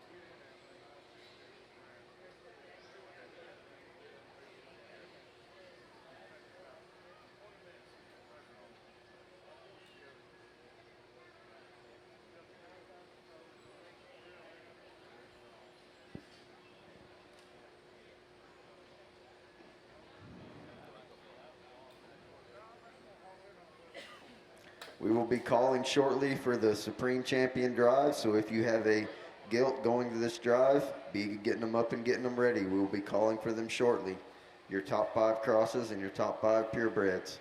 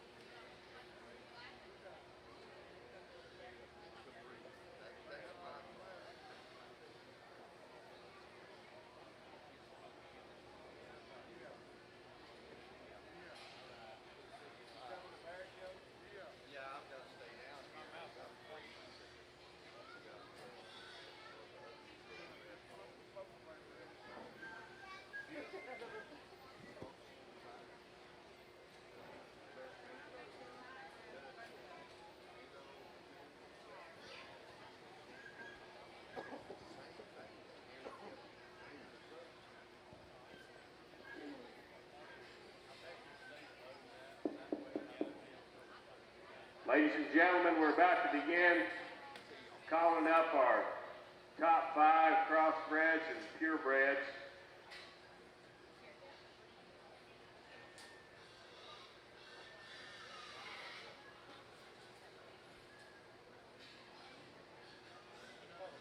Top 5 purebreds and crossbreds. Go ahead and bring them up. Let's have our top 5 purebreds and crossbreds.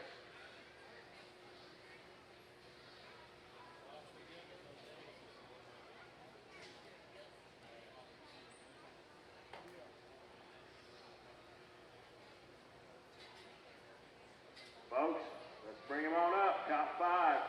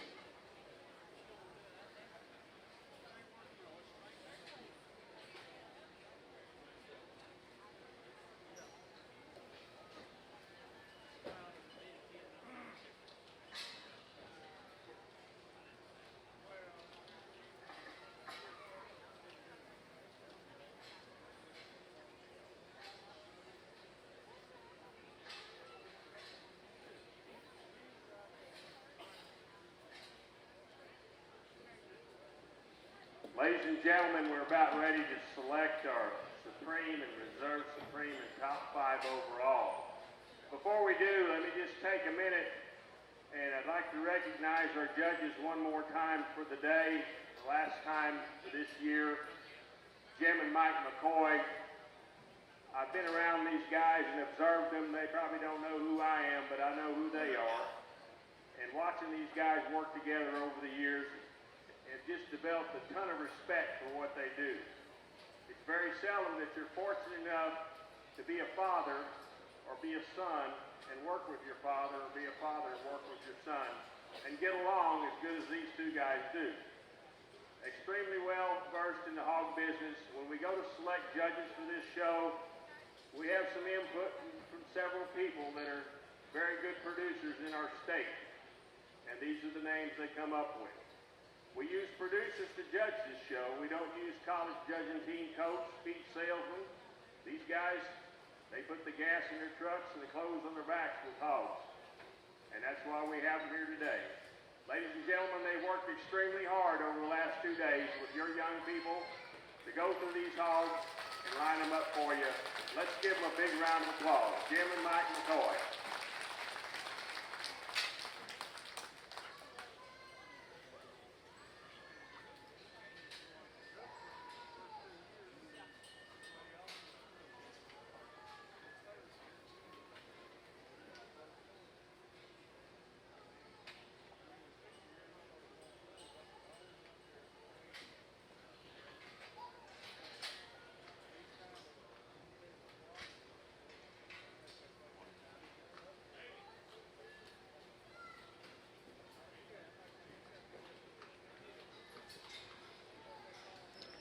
All right, ladies and gentlemen, we're going to pull out the top Grand Champion Purebred and the Grand Champion Crossbred, and I will be reading off the top 5 overall as we pull both these two out, just so everyone's recognized. Your Grand Champion Purebred, shown and exhibited by Lexi York, Valley View FFA.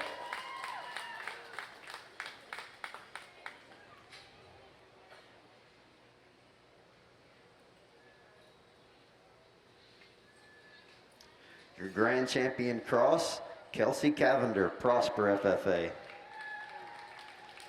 For your top 5 purebreds, your reserve Grand Champion was Ty Gerngross, Wall FFA. 3rd overall, Lawson Canales, Randall County 4-H. 4th overall, Ty Gerngross, Wall FFA. 5th overall, Taylor Fullen, Easton FFA. In your crossbreds, your reserve Grand Champion was Matley Fishbacher, Potter County 4-H. 3rd overall, Jake Tabor, New Home FFA. 4th overall, Claire Jeffries, Potter County 4-H. And 5th overall, Jaden Kent, Burke Burnett FFA.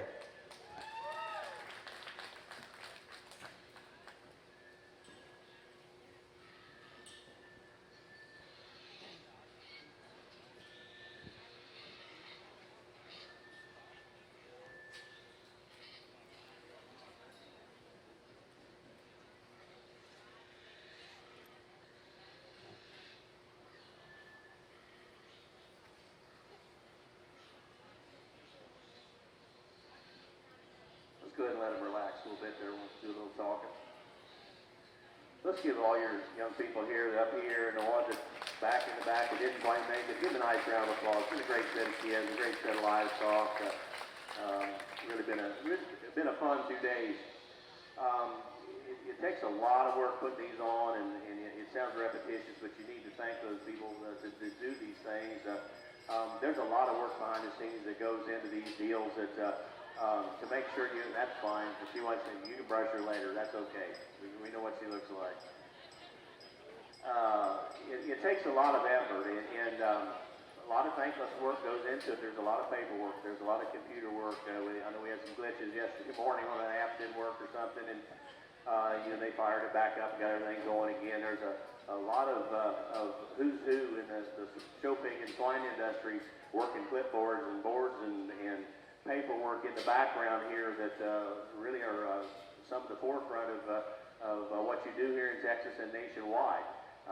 So there's a lot of work goes into that. These guys running these boards in here and the pins. I mean, never had to ask twice or do anything. I mean, you had somebody that was spotting and knew where they had to go, and its efficiency. It really worked good. And that makes it so much easier on Mike and myself to get that job done when that is done that way. So give your entire show committee, all your breeders that help put this on, just a nice round of applause if you would.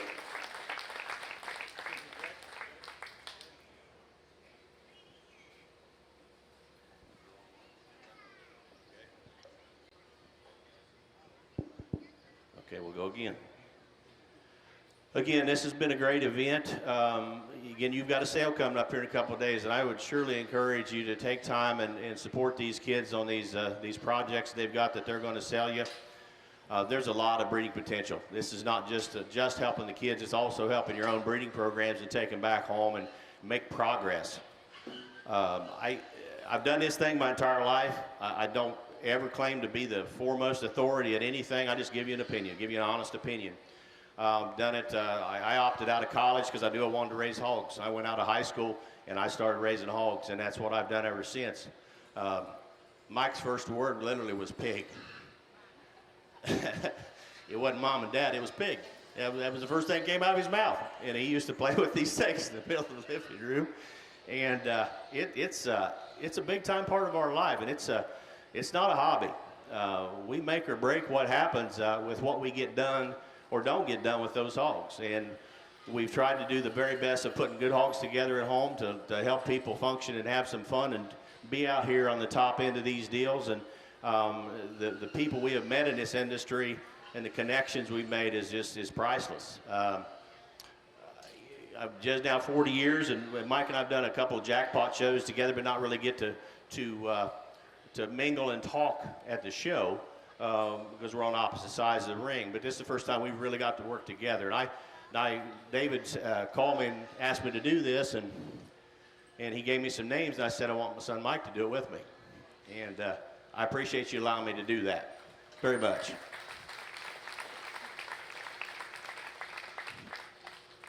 I can't tell you how much respect I've got for Mike as a man, as a dad, and as a leader in this industry, and his ability to dig into hogs and their skeleton is incredible. You need to get into a conversation with this young guy about how hogs are built, why they work, why they don't work, why they function, why they don't function.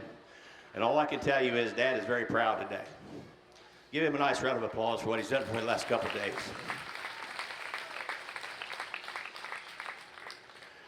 The father and son dynamic is not an easy thing. Any of you, if you have ever worked with your parent or your son, not real easy, is it? It's hard on dad, it's hard on son, but when it clicks and it gels and you figure it out, there's nothing better. And I would encourage you, if you get the opportunity to grab hold of that youngster or get your parent if they're still around, try to do some things with them. And we've had a blast putting hogs together. We've studied these hogs, and literally 99.9% of everything we've done out here, as we start talking together, it's been great. It's been so much fun, and I needed it. He needed it. It's been a blast. So again, I really do appreciate the opportunity to do this. I'll go ahead and put this microphone down again. Thanks to everyone here involved, and I'll put this down. We'll go back out and we'll shake the hand of your grand overall.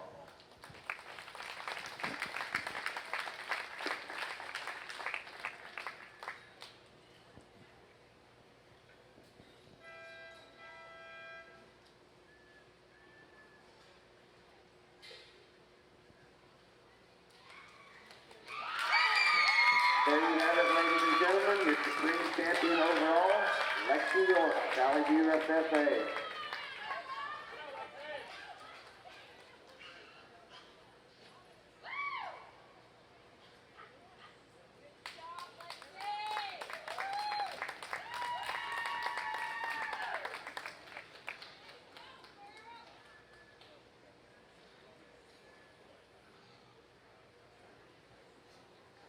Your reserve Grand Champion Purebred, Ty Gungrove, Wall FFA.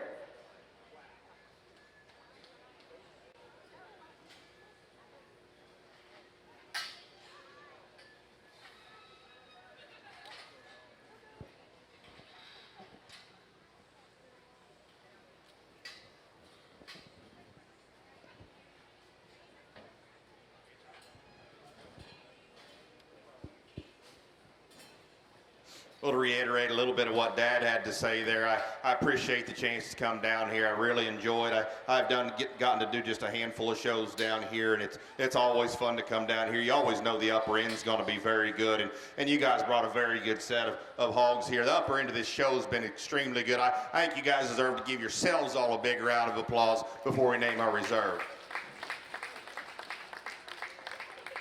Now, Dad said a lot of what I kind of wanted to say. You know, this is what we do. This is our life. I mean, this comes first before everything. I mean, when you got that many sows running and pigs in the nursery, that's the first thing you have to do, and you have to keep in mind and pay attention to every day. I mean, I don't get to come to as many of the shows down here as I used to just at the majors, to come visit and watch and hang out with people and just enjoy the hog show like I used to.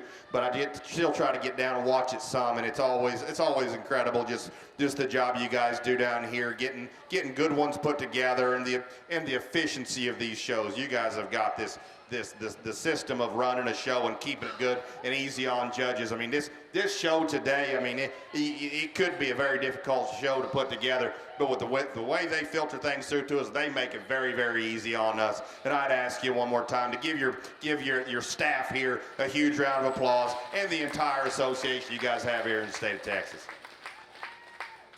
No, I appreciate you letting me come down and work with Dad. I've been wanting to do this for a long time. It's you know, as you grow up and you realize things. I mean, in your youth, you're a little more I don't want to say confrontational, but you enjoy debating more. I still like debating and visiting and talking back and forth and having constructive conversation. I enjoy that. I've learned how to channel that in a more positive way with visiting with Dad now than what I did when I was younger, and that's just part of growing up. You know, like yesterday, sifting for him and watching him. You know, when I was younger, I probably would have sat back there and sit and watch him and see what I'd have done different. Now I just wanted to see how he did it and just enjoy watching him, sort him, and line him up, and I really enjoyed it. Really enjoyed it. Been wanting to do this for a long time. I've been in the ring with them before, worked with them kind of as a consultant judge when I was younger there, but it's been a while. But it's the first time we've had a chance to actually work together, take them, you know, and sort for each other. This is the first time I've actually sifted for somebody, and I think he said this is the first time he's actually sifted for somebody. So it's kind of a neat dynamic to get to do this. So again, appreciate all of you. Thanks again. Thanks for having me and my dad. Give him a big round of applause. Give yourselves a big round of applause. We're going to go name you reserve through your 5th overall.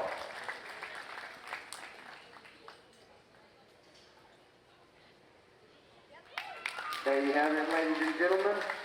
Your reserve Supreme Champion overall, Kelsey Cavender, Prosper FFA.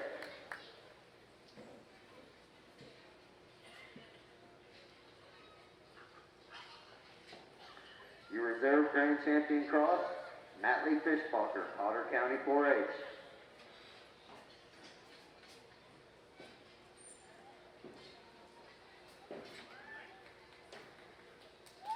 There you have it, ladies and gentlemen, your 3rd overall, Natalie Fishbacher, Otter County 4-H.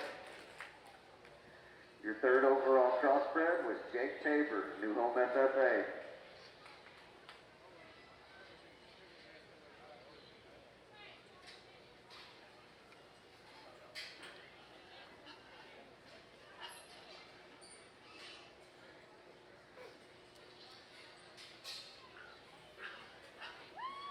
And there you have it, ladies and gentlemen, 4th overall, Ty Gungrove, Wall FFA. Your 3rd overall purebred was Lawson Canales, Randall County 4-H.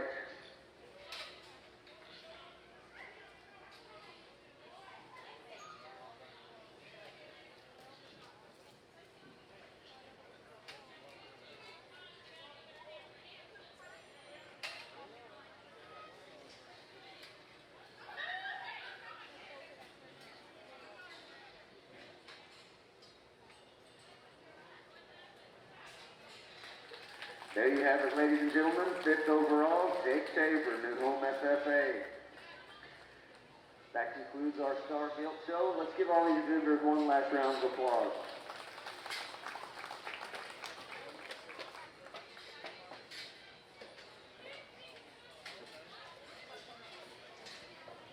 Folks, we're about to go back in the room and get the sale order on crosses established.